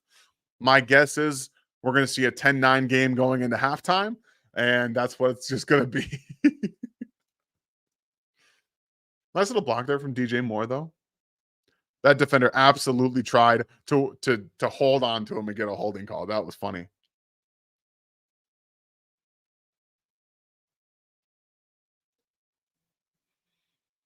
You're going to have to get yak play here, or you're going to have to throw it to the end zone. Those are your only 2 options. Whoop. Whoa. Get down, Tyson. Yeah, they're going to have to kick a field goal. That was a nice little heads-up play there to make sure he didn't fumble the football on a strip sack and then take it. Oh, Ryan just puts his face as someone. There's always something. There's always something. We're gonna have to fix that legally here in a moment, but for now. Absolutely will. All right. Well, I'll close my player now to get me some more bandwidth. Yeah. I guess y'all didn't need to watch me do that. I'll be back. Oh, he's coming back. Here we go. So, yeah, looks like we are going to be heading to half at a 10-9 football game. All right, guys. Let's answer some more questions before during half here. Ryan's going to be obviously in and out trying to I'm just trying to MacGyver this situation here. I was struggling with the reference, but yes, MacGyvering the situation is absolutely what he's doing right now. All right. What's going on, Ozzy? Appreciate you being here, asking questions, interacting all night. Always do. Are you surprised teams haven't complained more to the refs about Miami's legal motions? Illegal motions. They were moving forward against the Chiefs the last game too. Never gets called. Maybe we should do it too. I absolutely think the Chiefs should do it more. Take advantage of everything you can. I would like to see them do more of the shifts because right now, what more do you have to lose? Honestly, their offense has not been good from a game-to-game basis. They need to inject a little bit more of offensive positivity in terms of defenses right now are playing very good football, and they know what the Chiefs are going to do by and large. They just know. Put a little bit of something different into it. I feel like sometimes Andy's all about like borrowing from college, but he's not about borrowing from NFL teams. For whatever reason, he wants to be the one to set the precedent of having people borrow from him. And he seems like he doesn't want to do the opposite, which I'm personally not a fan of. I'd like to see them do some more of those little quick motions out myself. I believe they should do it too. I'm with you. What's going on, Jai Lee? Any receivers who may be in the upcoming draft that pique our interests? Oh, it's a loaded draft. Oh, it's a loaded draft, guys. It is there might be 6-7 wide receivers that go in the first round. That's how many we're talking right now. And there are hopes also of some of these maybe tackles going a little bit higher to either push your receiver down or vice versa. The Chiefs are going to be in a pretty good position, regardless of being at the end of the first round, to either be able to trade up and get somebody or to have somebody fall to them. This draft class is very good at wide receiver, and you are very loud, my friend. Very loud. I'm very loud. Okay, I'll try not to be that. Let me turn this so down. loud. Jeez. But I don't know what happened. Yes. I don't know. That's good. Is that better? And that's much better. Now you're going away. Now I can't hear you. Coming back. There we go. But yes, Charlie, we have lots of receivers. So let me just quickly go back into my feed here and remember who I talked about last week on the stream or on my Twitter channel, because I can't remember his name for the life of me. And it's not loading anyway. Who? Stevie Jim Bob. Oh, yeah, that one too. I just saw a picture of Spags. Okay. I'm just working around here. Don't mind me. No, you're fine. It's halftime. We're good, guys. We are good. We're good to go. Oh, Keon Coleman. That's who it was. Aha, Keon Coleman. Oh, the Chiefs have absolutely no shot at drafting, by the way. He's not going to be anywhere near range for the Chiefs. But I've done I did this last time too. The Oregon wide receiver, whose name always escapes me. His name is Frank Troy. It's Troy Franklin, yes. Troy Franklin is a guy that I would love to see in Kansas City. That's probably right now the first round pick that I think most likely makes it to Kansas City, or that they trade up for. He's got speed. He has good hands. He's got size. He has the ability to separate from all three levels, and he can grow. So I think that's the player right now that I have earmarked for the Chiefs. Do you have anybody in mind right now, Ryan? I keep coming back to it, and I like where your head's at being out west, because on my board right now, Roman Dunze is clearly wide receiver 2. It's not terribly close. So I'm not even getting into that discussion. Franklin, I think, because he's a little bit more slight and he doesn't have the growth I think a lot of teams are looking for, I think that's going to be a marker. I don't think he falls, honestly, I don't think Franklin falls out of the top 50, to tell you the truth. So, again, if the Chiefs don't get a tackle, they have to go there. But I'll tell you, somebody that could fall out of the 50 just because he's being overshadowed by those 2 guys out west is Jalen Polk. And I like him as a fit better in this offense in Kansas City than I do Odunze or Franklin, because they are guys that are going to play outside in the MVS Watson, whereas Polk is exactly what Andy wants from the slot to the Z. He can do all of that stuff. And yes, there's a cluster of guys in there, but that's the type of dude that he wants. I guess my problem with types of dudes that they want is the types of dudes they want don't work in the NFL. Yeah. So I'm going a little different, and I think that they might need to think outside the box with this. And it's funny you have Odunze as your wide receiver 2. I don't have enough tape to evaluate him properly. I think Neighbors is going to end up being my 2 right now, based off of what I've seen. And I tell you what, I wish Chiefs be able to get him, but that's not going to happen either. I can't. I'm going to, like I said, tomorrow on Twitter, I'm going to break down his game against Alabama. I'm very excited to watch that because he was everywhere and open at all 3 levels of the field. So that was a long-winded way of saying there are lots of players that the Chiefs will be interested in, Ajayli. And thank you very much for the compliment. I appreciate you guys all being here with me for the first half as we, we figured this out. You are much more adept than me. I would love to, I just refuse to be that guy that streams from his truck. So I haven't been able to pull that off, but I don't know. To be able for you to have it, to lock it down, folks, for those of you who've been waiting for this, give Dan a hand because this was Dan's idea. So I got to change my camera battery. Oh, it happens. See? And so I'm going to test out the new screen just basically because I want to add a view of my studio in here. And that's really what it's all going to come down to. And so I'm kind of building out another way to show the studio so that you guys can all get a look at it. So let's see. Let's get into the questions, and we'll answer that while the halftime show is still going on. How good is Karlaftis? Is he a stud? Jordan, I appreciate you asking that, and I don't know exactly where Dan left off, so I'm just grabbing the most recent. But you guys let us know, or put the question marks at the beginning like Jordan did. That super helps me. Karlaftis is what I'm really intrigued by, and I'm going to be doing this here in the next couple of weeks. Karlaftis is working at a rate now very similar to how he produced pressure at a rate in college. And that transition in a year and a half is really good. And so, excuse me while I pour a beverage here. I know not everybody wants to see that, so I'm just not going to put it on camera. But I think that, can he be a superstar? Can he eventually be Tamba Hali? I mean, that'd be the goal, right?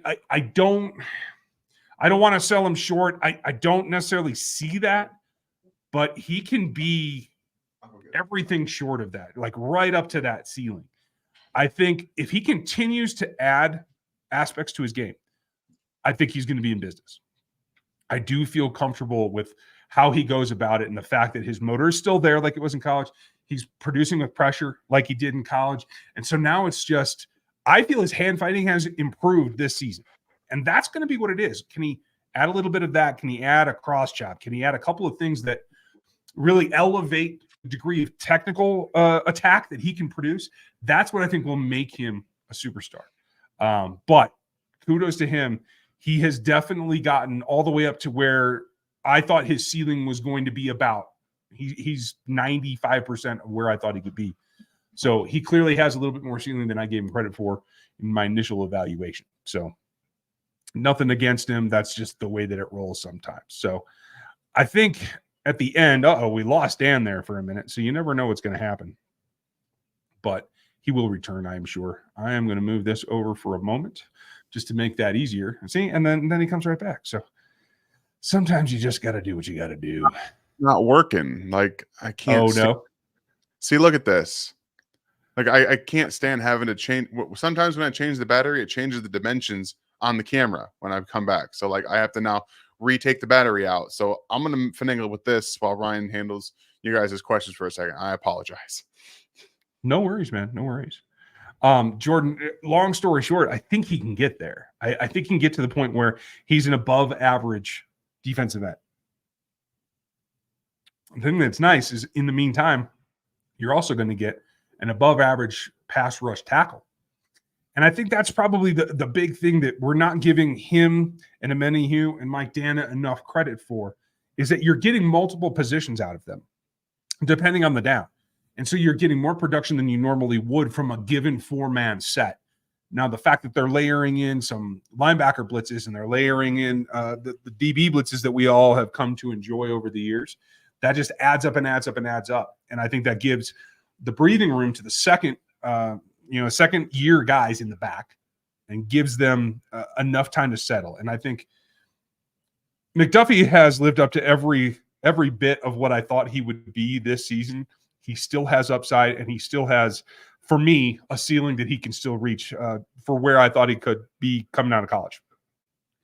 But just having that extra time to allow, and you've seen it on film sometimes where he has to make an initial like punch or something, and then he has to come back and play catch up. That's what allows that, is having that pass rush allows him to have that initial mistake or that initial cut by the receiver that he can't keep up with, and he has the recovery time.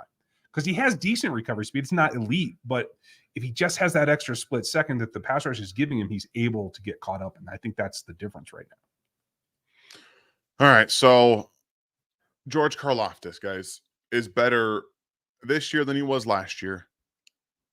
I'm going to pour some cold water on the situation. If Chris Jones weren't there, he wouldn't be doing much. He's not winning very quickly. True. And he's getting a lot of one-on-one opportunities. So, and he's taking advantage of that. And he's still the workman's player. So, but he's still, again, he's improved from last year to this year. The hand usage, like Ryan was talking about, is what's gotten so much better. You can see the embellished rip.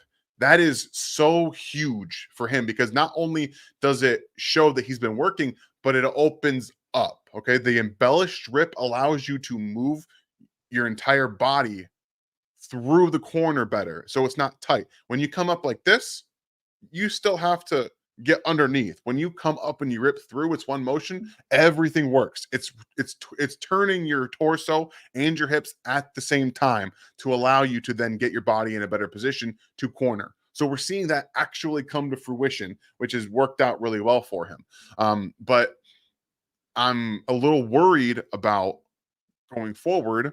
It feels like the Chiefs at the deadline were trying to get in on Montez Sweat or one of these players. And if you're trying to get in on them, what does that tell you? That maybe Chris Jones isn't going to be in Kansas City next year, and they wanted to move Charles Omenihu inside and then have a rotation again. Because also Mike Dana might be pricing himself out of Kansas City. They're thinking ahead to next year where they might not have Chris Jones and Mike Dana. And that's where I start to say, oh, okay, I understand it. But I'm also like, please no. And for those of you who've been asking me, Ryan, why are you spending so much time on pass rushers on NFL 33? This is why. Because there's I don't know if you guys saw the tea leaves. I don't know if you saw that report about the Chiefs being in on Montez Sweat. But I saw it and I was like, oh. Ruh-roh. That raised a bell. That raised a red flag for me. I was like, uh-oh, that's not good. Agreed. Now, for those of you that are watching out there from Amazon, I don't want you to be upset. I just really want to share the behind-the-scenes nature of this live stream with my fans by adding a glimpse from inside the studio here at RGR West. It just so happens that it's on a desktop and there's something going on it. So just for pure reference of where we are in the evening and what's going on in the studio, I wanted to put that on there. Yeah, I'm going to have to put my game back up. Yeah, you're not going to get much out of that. That's for sure. We've got some more questions to go back to that were a little bit further. Okay, cool. I wasn't sure where you left off, so I was just leaving that to you.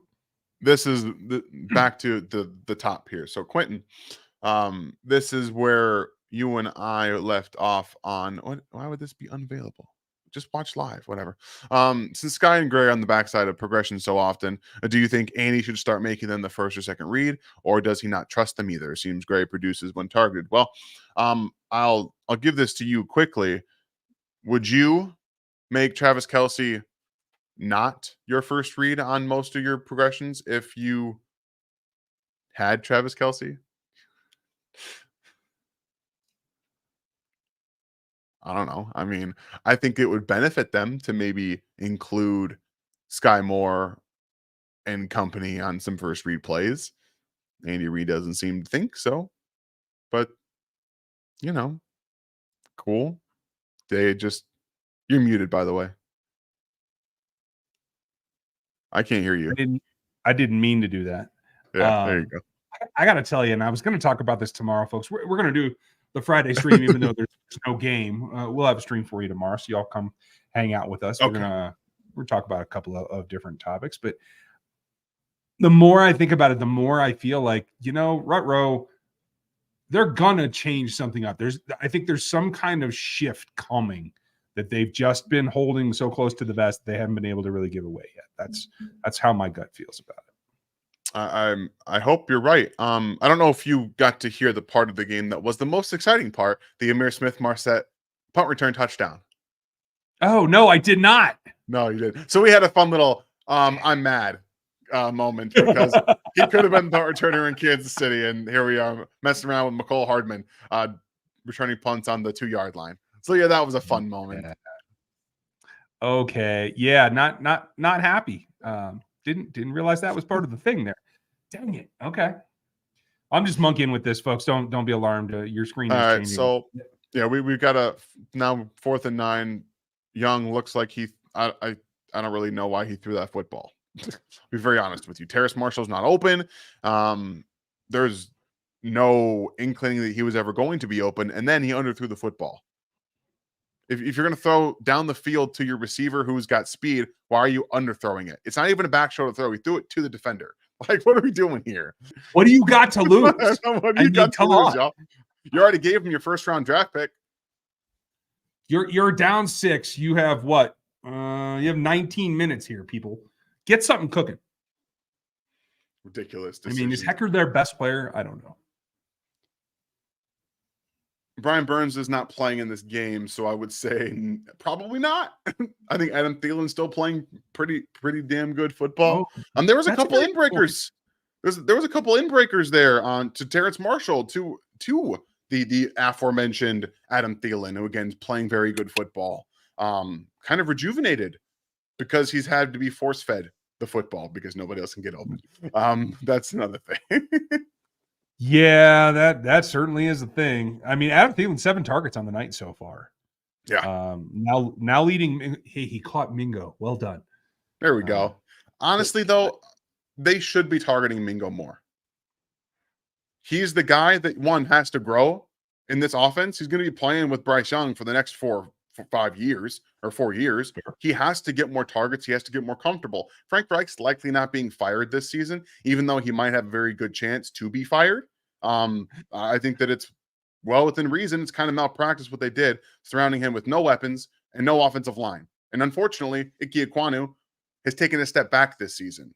So it's kind of malpractice what they've done in Carolina. And Frank Reich is the guy there. But also I have a little bit of inside intel for you guys. He did not want Bryce Young. Frank Reich did not want Bryce Young. He wanted CJ Stroud. That was who he wanted as his quarterback. And good old Dave Tepper, no, you're going to draft Bryce Young. We traded up. I traded up to go get my guy, not the guy that you wanted, that your quarterback coach wanted to work with, that your offensive coordinator wanted to work with. So really, Dave Tepper is going to probably clean house next year when this still doesn't work out. And he only has himself to blame because he brought in this coaching staff, which with CJ Stroud, maybe this looks a little bit better, but would it look that much better? Because the offense is not very good. The offensive line's not very good. What CJ Stroud's doing in Houston is It's incredible. otherworldly for a rookie Yeah. quarterback. They can't run the football. They can't. They're one of the worst teams in the NFL at running the ball, and it doesn't matter. I know that CJ Stroud lost to the Panthers 2 weeks ago, but it's incredible. Yeah, I don't even want to talk about Dameon Pierce. Yeah, me either, man. Give me Dameon Pierce in Kansas City yesterday. Yeah, I'll give Do you a it. cheeseburger right now. I mean, dang. They want to What a- rush out Devin Singletary out there as the number 1 running back. All right, bring Dameon Pierce to Kansas City. I tell you what, and I guess if you want to compete in the NFL, you need to put up points. You need to throw the ball. Okay, Stroud has certainly made a quicker transition than I expected him to.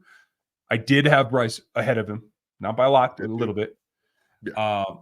But man, just to throw what is a good running back and a solid scheme that he was able to produce in out the window. Singletary is good as well, but different style, different abilities. Obviously, a little bit more in the pass game, but it just feels like you're spiting yourself by not using the tools that you have available. I from what I gather, he wasn't picking up the Bobby Slowick outside zone scheme very quickly. Yeah. But also their run block is atrocious. It's awful. It's terrible. Even Devin Singletary can't run the ball there, who understands the outside zone concepts very well. And that's why he was kind of starting to outpace him a little bit. But I mean, Dameon Pierce is more of a power runner. Yeah. Well, Tyson, what are you doing? I'm a little ahead of you. Sorry. But Okay. Well, I can fix that. Hold on. So Ryan's just gonna dip out and try and fix it. So yeah, just back to the whole, Dameon Pierce thing. I like Dameon Pierce. He was a good player. He is a good player, and he does not need to be in Houston. Is that closer? It's closer. Now Yeah, that we're talking arm wrestling. it's a little closer. But I'm still watching the play ahead. So, oof. Wait, so you're watching the same thing I am, but I'm not getting it as soon as you? Correct. We are watching the same football game. I am probably 30 full seconds ahead of you on play time. Okay, I'll be. I was gonna try and fix this. I doubt he's gonna be able to do it because streaming is the worst thing in terms of trying to sync it up properly. But you guys I just watched Donta Foreman get run into in his backfield, and now it's 3rd and 9 with 2 minutes left in the third quarter. Oh, nice little play there to Trent Taylor for a first down.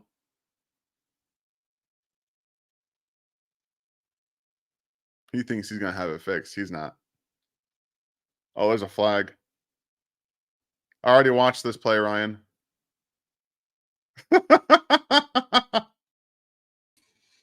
Why you got to hurt me like that? I'm just letting you know. You're not going to be able to get it fixed. It's not your fault. It's just the way that the streaming works. No, I know it. And it's funny because it's probably because I'm also on Starlink, so I get a little bit more latency built in.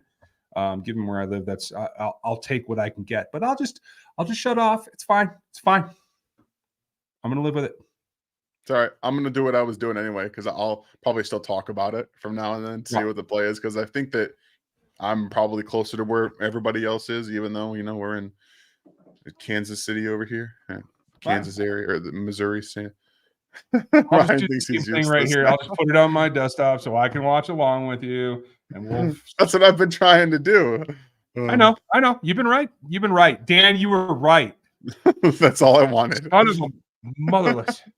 That's Okay. all I wanted. But Just here's say I was the right. hard part is I still can't talk with you about it live. No, I know. That's seconds behind you. Yeah, and that's what one of the reasons that we were talking about this for so long is we wanted to do it, but we didn't know how to watch it at the same time unless I turn my TV off and just watch with you. But then everyone else is ahead of us. That's the problem here that we run into. So that's why, we decided to do it, and I don't know if we'll do it next week. We'll kind of see. But let us know what you guys think, especially if you tune into this for any reason after. What have you been on? 2 hours and 13 minutes. If you're watching right now on rewatch, good on you. But I need a comment if you want to see this again. That was a terrible punt, by the way. That punt went to the they're going to be in Chicago territory after Chicago punted the football. Good Lord. We'll see. And now I get to watch it and I get to see exactly what you're talking about. There you go. Yeah. Kudos to the cover team right there on the 40. Well done. It just stopped here. Yeah. See, I'm going to shut the other camera off now. Like the whole thing's good. All right, that's good. But Callie, talking about making a mistake about Ihmir Smith-Marsette, hindsight's 2020, right? We say it all the time.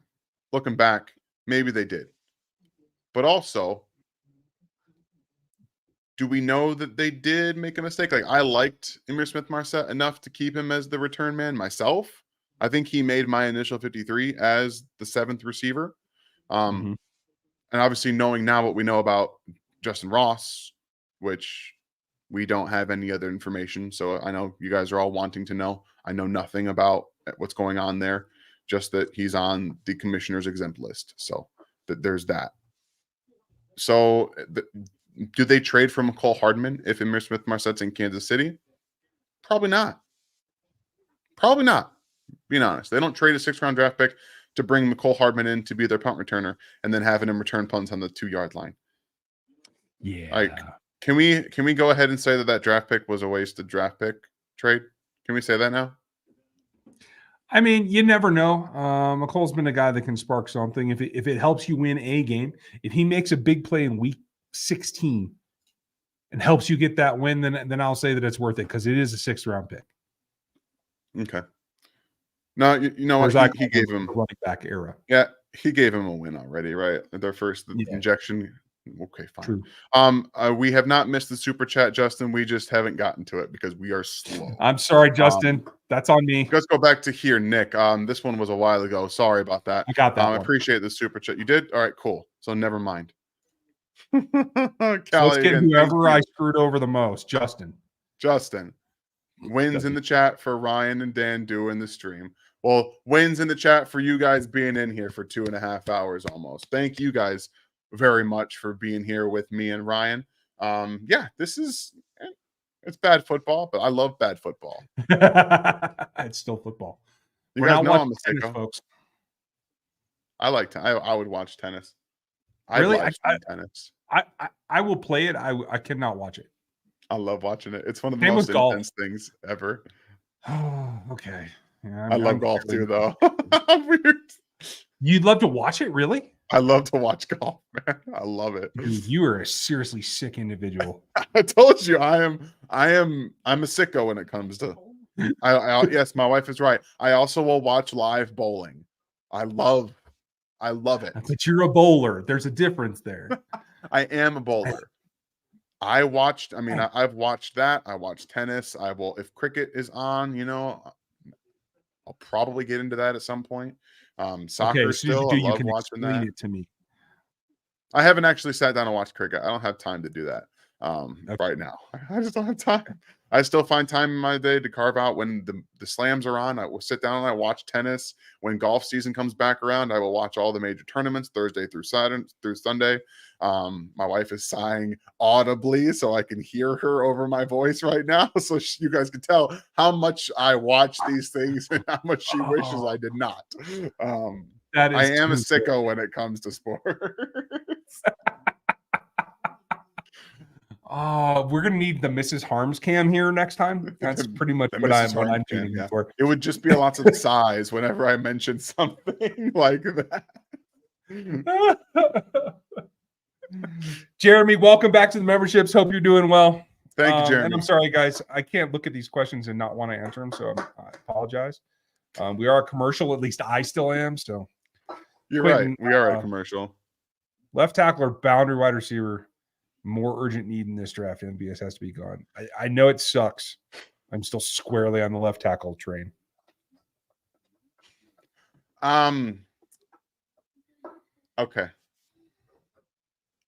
They're getting by with good old Donovan Smith. It hasn't been pretty, but we're talking $3 million for a year. Donovan Smith. We looked at the left tackle market. Okay, we looked at it. It's not great, but can you tell me right now that if they put Juwan Taylor at left tackle, that the drop off would be there? Would there be a drop off from Donovan Smith to Juwan Taylor at left tackle? Probably not. Okay. There's room for improvement from Juwan Taylor over there too, because he's young, right? Reasonably. I don't know that I have Reasonably. faith in that. No. I'd rather draft. I don't have faith in it either. I'm just saying maybe the Chiefs' plan is to get by at left tackle or tackle. And Wanye Morris steps in at your right tackle next year. And Juwan Taylor is your left tackle next year. My head's going to That's explode. obviously- I cannot condone a plan that says get by at left tackle. No, it's not. I'm saying this is the tinfoil hat theory here. I can't. But my actual theory is that they're going to draft a wide receiver in the first round and draft a left tackle in the second round.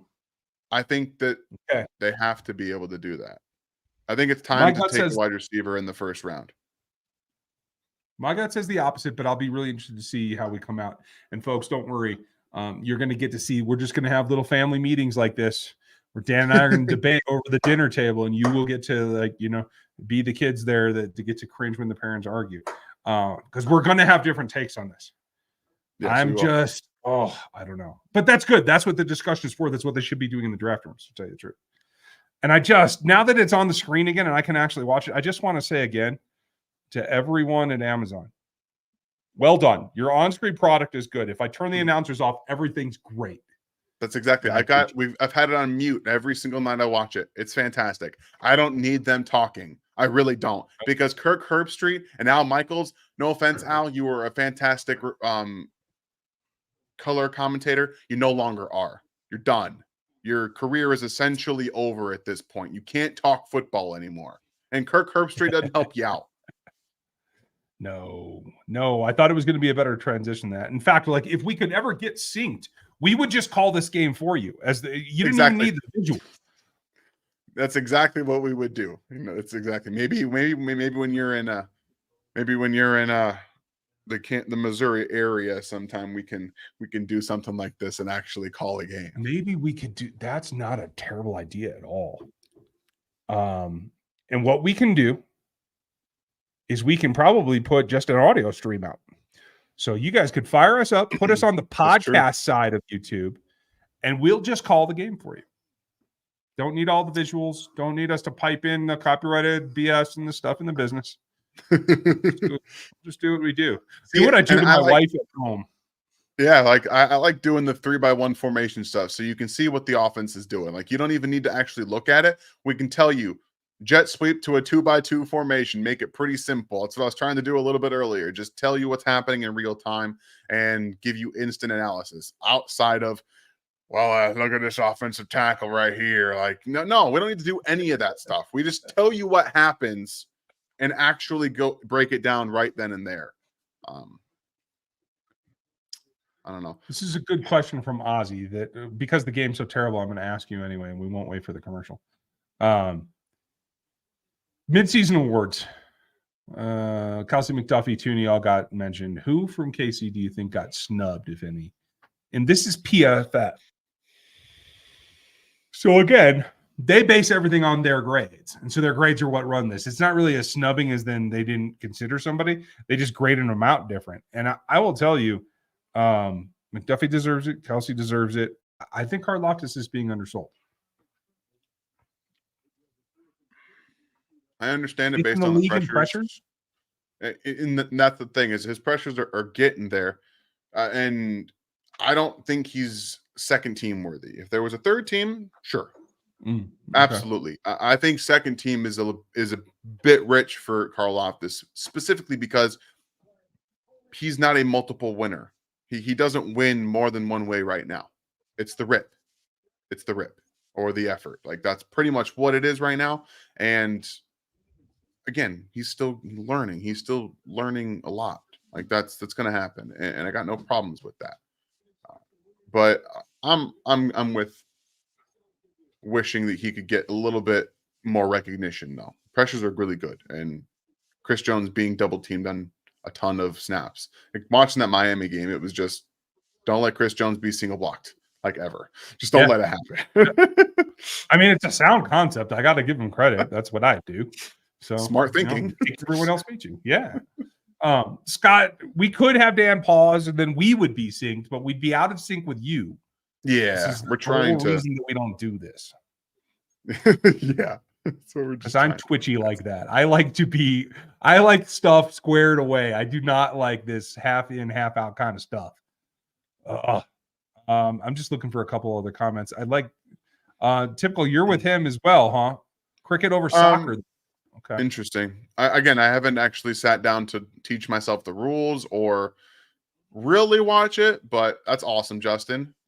Running a bowling alley. My wife actually used to work as a mechanic in a bowling alley before she joined the Air Force. So we got lots of bowling ties over here. I like it. Brent, you will not be alone, my friend. We are on that same bus. Is he the other wide receiver at Washington? I'm sorry? Is he the other wide receiver at Washington? We lost Dan here, folks. He'll be back in a second. Hello? Is this thing on? I'm going to leave that up so that he can see when he gets back. Is this thing on? Holly, glad you got home. I just saw your comment. I joined Dan late because I was doing dad duty, running kids around. Is this thing on? Maybe it's me. Maybe I'm the problem because I can't even get Holly's comment to come up. Hopefully, y'all can still see me. There's Dan. There it is. Okay, am I back? Yeah, you're back. Was I gone? Okay. I know. You were talking on my screen just fine. Okay. Cool. We had, I think you and I were syncing wrong. Like they think they could hear us just fine. But I think we were syncing really weirdly. So it's interesting. I was asking if Polk was the other receiver at Washington. Yeah, he's pretty much their number 2 now. McMillan was running up there, but he wears number 2. Good speed, good size, good cuts. He can create separation. The tree that they're running there this year is a little bit more expanded than the routes they were asked to run last season. I like that. Rome is Rome, and I'm glad that he's getting the attention he has. I think the value might be Jalen Polk, though. Okay, I don't have enough Washington tape to even break down Rome because I wanted to do him tomorrow on Twitter, but I won't get to. So I'm going to do the most recent thing, which is Malik Neighbors, his game against Alabama, which is, guys, he's good. He's real good. He's real good. He is. When you look at what he does versus Coleman, I feel like Coleman's flashier. I feel like he's a little bit more vertically enabled. How do you compare those two guys from what you've seen so far? Because I've only seen a game or two like live, and that's it. So I think it's the opposite. I mean, in terms of movement, I think Neighbors is one faster. Acceleration is maybe next to none in this class outside of Xavier Worthy. I think he's the clear-cut second most explosive player. And there was a question in the chat earlier about Xavier Worthy. Yeah, much more nuanced than I expected to see. We're talking elite McCole Hardman style acceleration. That's what he offers, but he has more nuance to his routes right now as a player, which is very good to see. Where do you see his situation? Because I was talking about Quinn Ewers and him and their decision making. I think they should both go back. I think Xavier is not going to get anything out of going back. Okay. I think he'll be running the same route tree. I think he'll be doing the exact same stuff because Texas is Steve Sarkisian, and Steve Sarkisian runs what he runs. He doesn't change it up.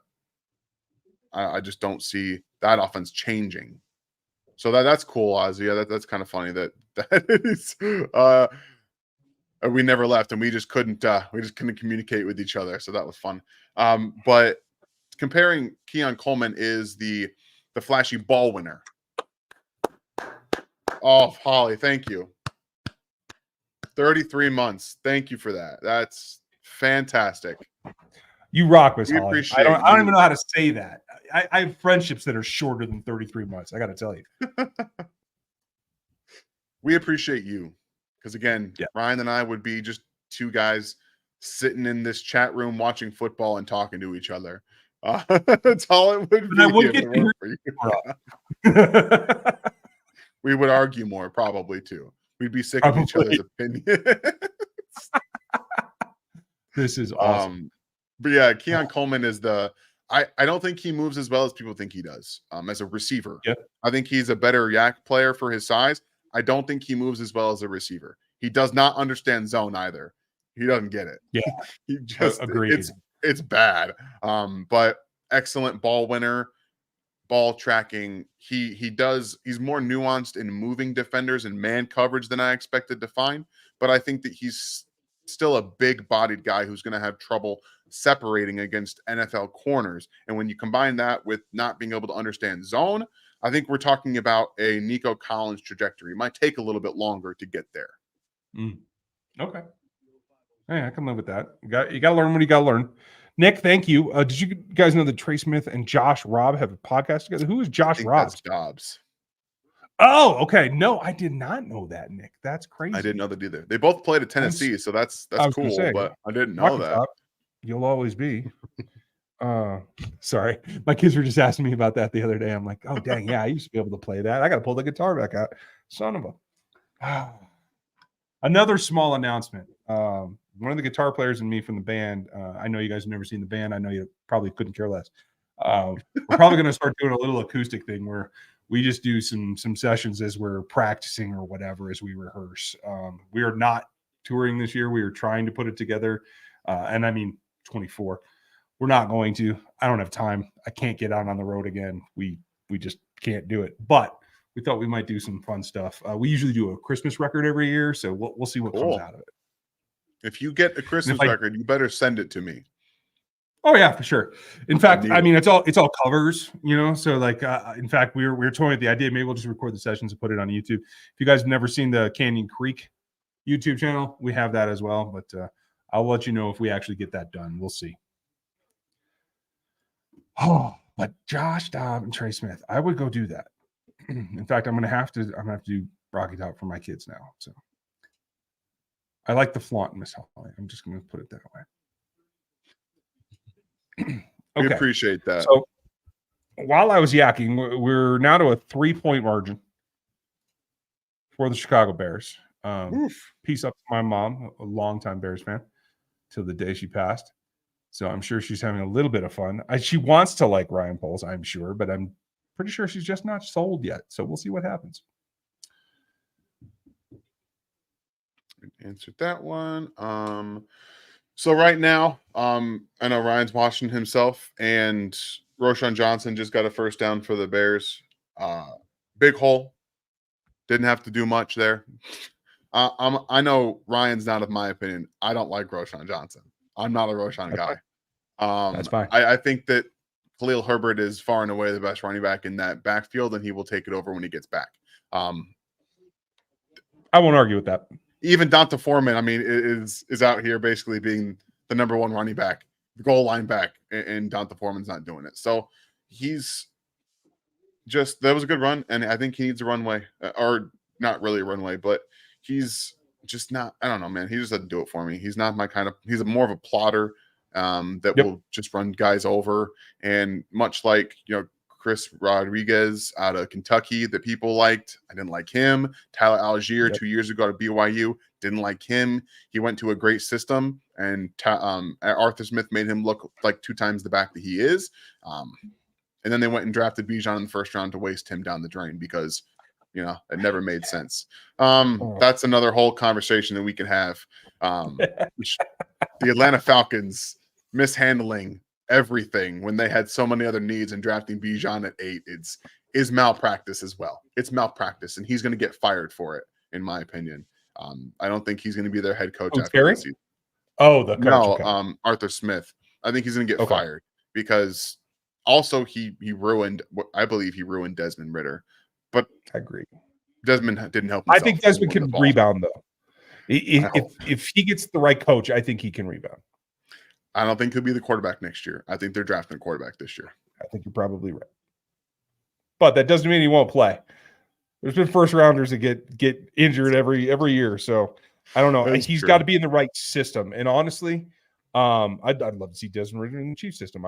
If you're going to go young at backup, I'd give it a shot because I think in a West Coast system, I think he can do well. I'll tell you where he should be next year. San Francisco. Well, Desmond Ridder could outplay Brock Purdy in that system. I'll tell you right now. I think so too. But I don't think Kyle believes that. I think Kyle is sold on Brock Purdy as the person. Kyle went to get Sam Darnold as their backup quarterback because he believes that Sam Darnold could do something. Okay. Yeah. I think that he would like himself a nice little big arm quarterback because for everything Brock Purdy is, he's got a little, what is it? Pea shooter back there. He's not exactly got the most arm strength in the world. Wait, it's almost Christmas season. What's the movie? You'll put your eye out. Red Ryder story. Christmas Story. Yeah, that's right. That's what I was going for. He's got a little BB gun. That's what I was going for. But I couldn't think of the. I will forever now refer to Brock Purdy as Red Ryder.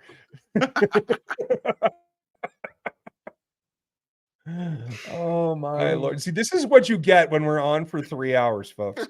And I didn't even put in the time, Dan. You did great. Dang. Oh, it's great. Hey, we're all putting in the time now. It's almost 10 o'clock here on the in Central Time. It's almost 9 o'clock your time. Yeah, we're putting in the hours. Yeah, hey.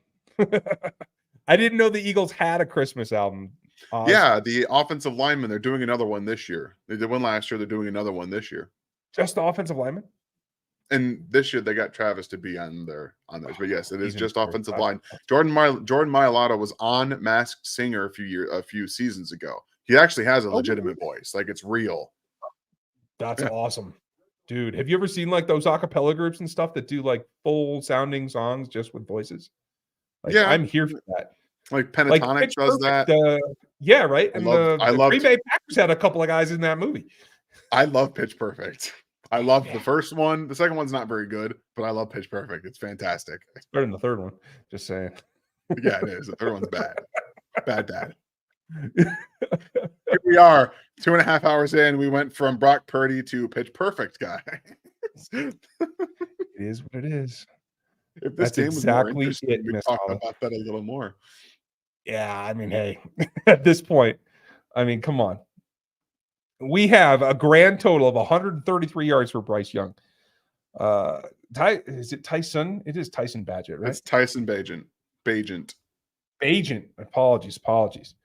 Out throwing the top quarterback pick at this point, with arguably less talent at pass catcher. I don't think that's fair. DJ Moore is the best receiver out of all these teams. All of them. Okay, fair enough. But I guess if Komet is really for real, I just can't. I have trouble seeing that, but that's fine. Tyler Scott's got a reception. I don't know what Frank Reich's running back here, guys. Like, what are they doing? Their offensive line's garbage too. Like, it's legitimate garbage. I'm a few seconds behind you now. I tell you the guy that I'm really hoping will figure his stuff out, and that's Tommy Tremble. Like, I really think that he has something to offer, and I don't know why, like, no one seems to be able to use it. I was talking about Tommy Tremble earlier. Oh, were you? Like, I like Tommy. I liked him. But he's not he's an H. Like, he's just not a legitimate tight end. He needs to make a transfer to, like, slot. He needs to be a power slot. Like, some team needs to take him away from Carolina because they keep bringing in tight ends to play ahead of him and to outproduce him and just be a big slot because he can move.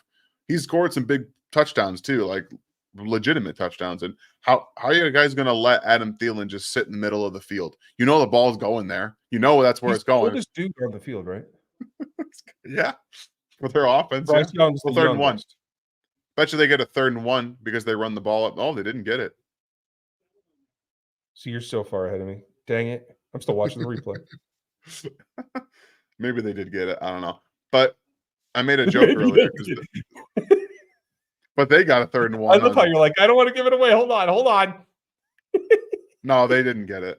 It's 4th and inches. Yeah, it didn't look like it to me. No. The first third and short of the game was with the Bears, and I was like, I bet you they get a first down. They ran the ball. They got a first down. So yeah, the Chiefs can't do that.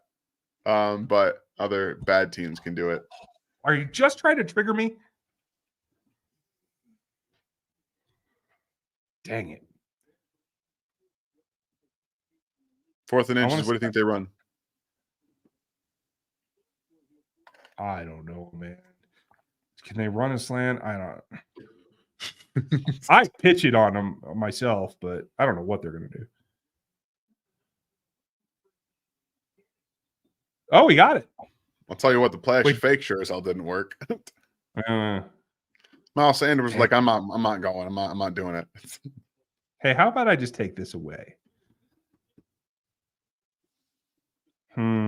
Michael, didn't Tevin Jenkins, who's back on the field, grade out as highly as any NFL lineman last week? Tevin Jenkins has been a fantastic guard this year, starting for the Chicago Bears since he's been starting. He's been fantastic. Guard. Unfortunately, he wasn't able to figure it out at tackle, and also some malpractice from the Bears is there too, but also injury related. So I think it's possible he lost a little bit of the athleticism after the injury, kicked him into guard where he doesn't have to move so much, and he can use that raw power that he had coming out of Oklahoma State. And it's working out for him, and he's been fantastic. Agreed. And he's got good length. Yeah. He had good drive in college. Yeah. I mean, guard, hey. It's very similar to the story that we've told about several guys the Chiefs have looked at. Just, be in the position that fits you, that fits your skill set, whatever it is. Whether it's, oh, wow. Sorry, but Hayden. I mean, he's throwing behind him. Yeah. Just open his ribs right up to the backside safety. Ouch. Give me a nice throw here on 3rd and 3. Bryce, come on. Oh, and that's Brisker too that hit him. Sorry, I'm still behind. No, you're good. I mean, I don't know, man. Okay. I would give up Justin Reed for Brisker. I'm just saying. You want Brisker and not Justin Reed? I'm just saying, I could see that difference. And Justin Reed, I've been really happy with this season. Maybe no more so than this last game. Okay. Let me ask you a question. Is Brian Cook much different than Brisker? Yes. He's not in the NFL. Yeah, he's dramatically different. I don't think he's dynamic. I don't think he's been used nearly as well as he was in college. Brisker. True.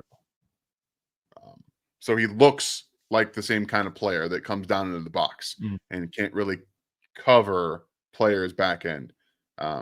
And more of a too high safety, not a single high guy. I don't think he's you could definitely use him as a single high guy in Kansas City because he does have that short area twitch and explosiveness. But in his career so far, I think that he looks closer to Brian Cook than he should, in my opinion. Okay, fair enough. I see a lot more dynamic ability there, and maybe not in the way that he's used, but yeah. Yeah, I think the athleticism is clear. I'm just saying, in his career, he seems to be being used like Brian Cook is in Kansas City. That's not a good way to use him, in my opinion. So I guess that was really the question I was trying to raise, is that he's being used like Brian Cook is. So that, the trade-off, I guess, isn't exactly, but you could use him like Juan Thornhill was used as a true single high safety. You could legitimately do that. So I agree with I'm with you there. Folks, sometimes we just have these discussions. Well, welcome behind the curtain. Yeah. Hey, please bless us with overtime. Oh, I'm sure my kids have chemistry or something I have to go do with them. I'm going to point out, be like, is it over yet? 2-minute warning. Fantastic. Oh, thanks. I don't need bots liking all my stuff. Oh, yeah. At least 20 a day pull up on Twitter, and it's just bots. Leave me alone. It's not my theme. It's because we're talking about two teams that know nothing but malpractice. Okay, they don't know how to handle their teams, so it's just how it's worked out, Justin.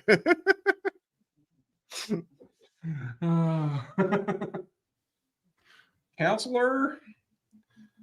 Oh, good Lord.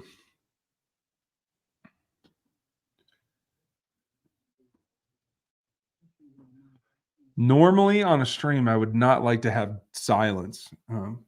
But, sometimes you're watching Bears and Panthers. What can you do? All right, Quentin, here we go. So, Bengals or Ravens more of a threat in the AFC? Seems like Cincy is starting to roll and Baltimore keeps curb stomping teams. So, with the news today that it looks like they might be playing without T. Higgins and Jamar Chase in their game against the Texans, what do you think, Ryan? That's an L.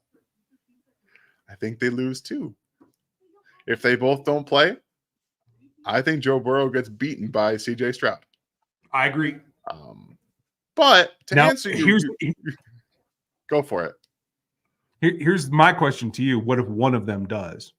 And what if it's Higgins, not Chase? Because I think Chase is clearly the more dynamic and able to change the game by himself. If it's Higgins and not Chase, they got Devin Singletary. Or sorry, excuse me, that's not the name that I'm looking for. Derek Stingley back. Oh, okay. Stingley back out there. Okay, I wouldn't. So Stingley's back out there. I know he's back at practice. I don't know if he's cleared for the game. Okay. If he's cleared for the game, regardless, I think that if it's T. Higgins over Jamar Chase, I think they still lose. I don't think T is as dynamic, and unless you're going to funnel him targets down the field and let him just go get the football while he's hurt,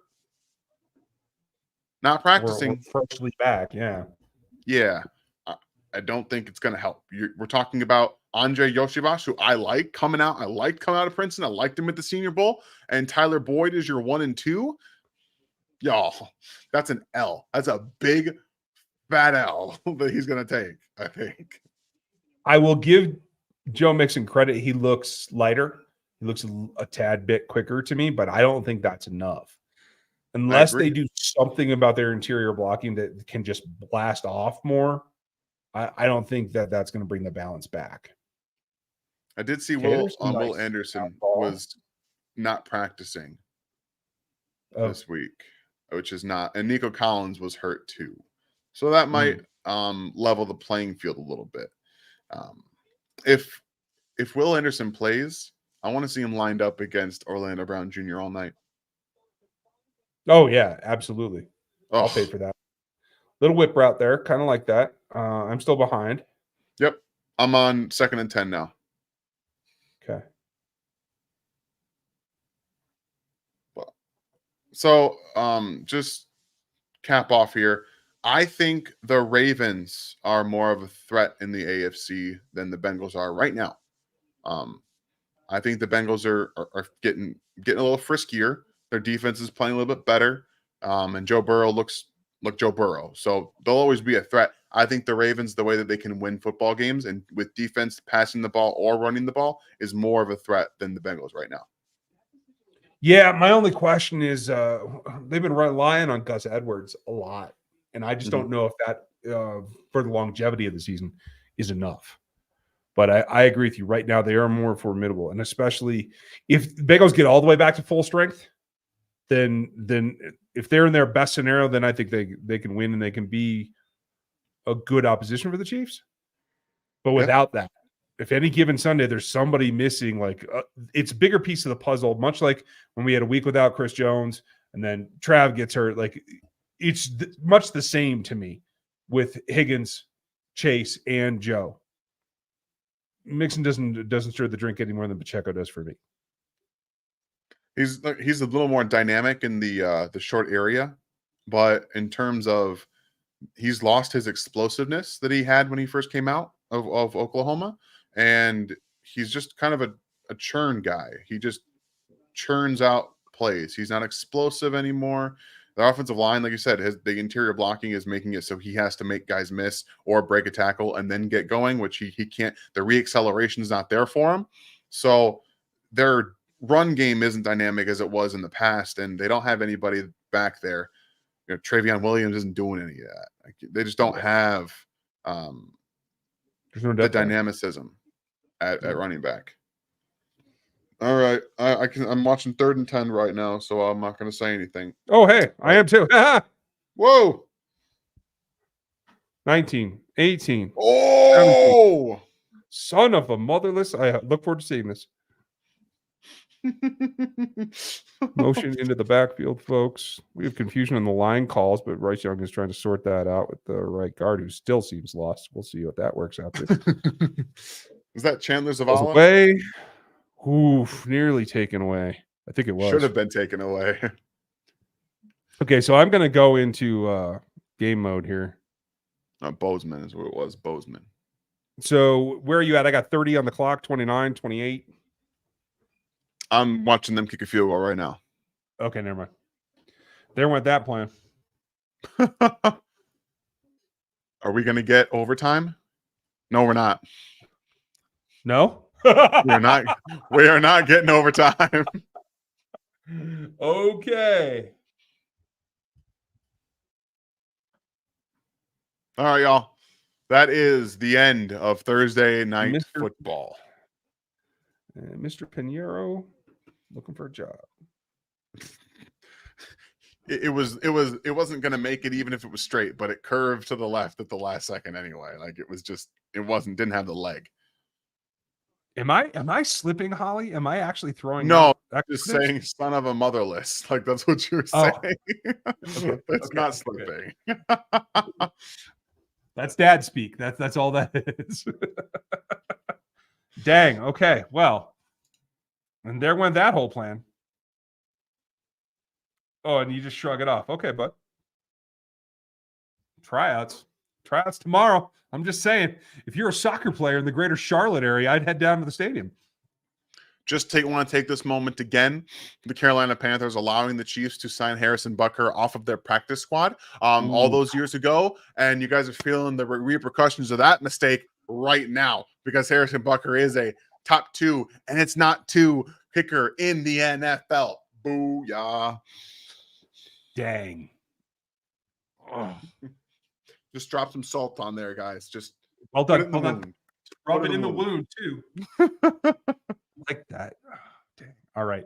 I am not going to listen to Al and her and Kirk. I just can't do it. So No. I think I'm going to call it a night. Yeah.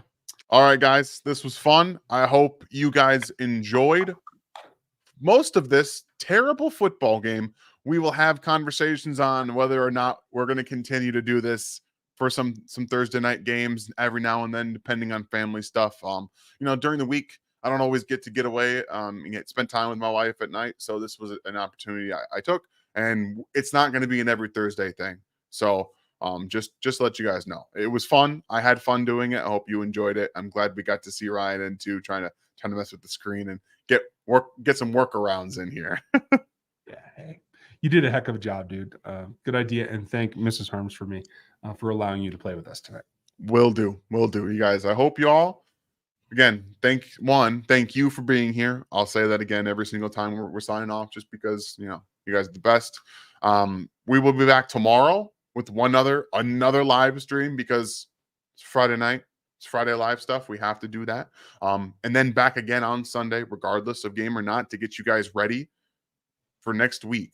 We start on Sunday evening, okay? We'll start Sunday evening for the Philadelphia Eagles and the Kansas City Chiefs coming into week 11. Whew, I'm already ready for that game, guys. I can't tell you what I appreciate. I'm already hearing it from my Pennsylvania pals. Like, yeah, Matt Storm, if you're watching this, I got your message. I don't care. Thank you, Ryan, for making the safe trip home, getting home safe, and being there for your kids. That's what matters most, right? Thank you for allowing me to monkey with your stream, buddy. I appreciate it. Since it is my stream tonight, we will say this one last time, guys. I'm going to take this from Seth because it is always a great day to be a Chiefs fan. You guys are the best. We'll see you tomorrow. Have a great night, guys. Enjoy the rest of your evening.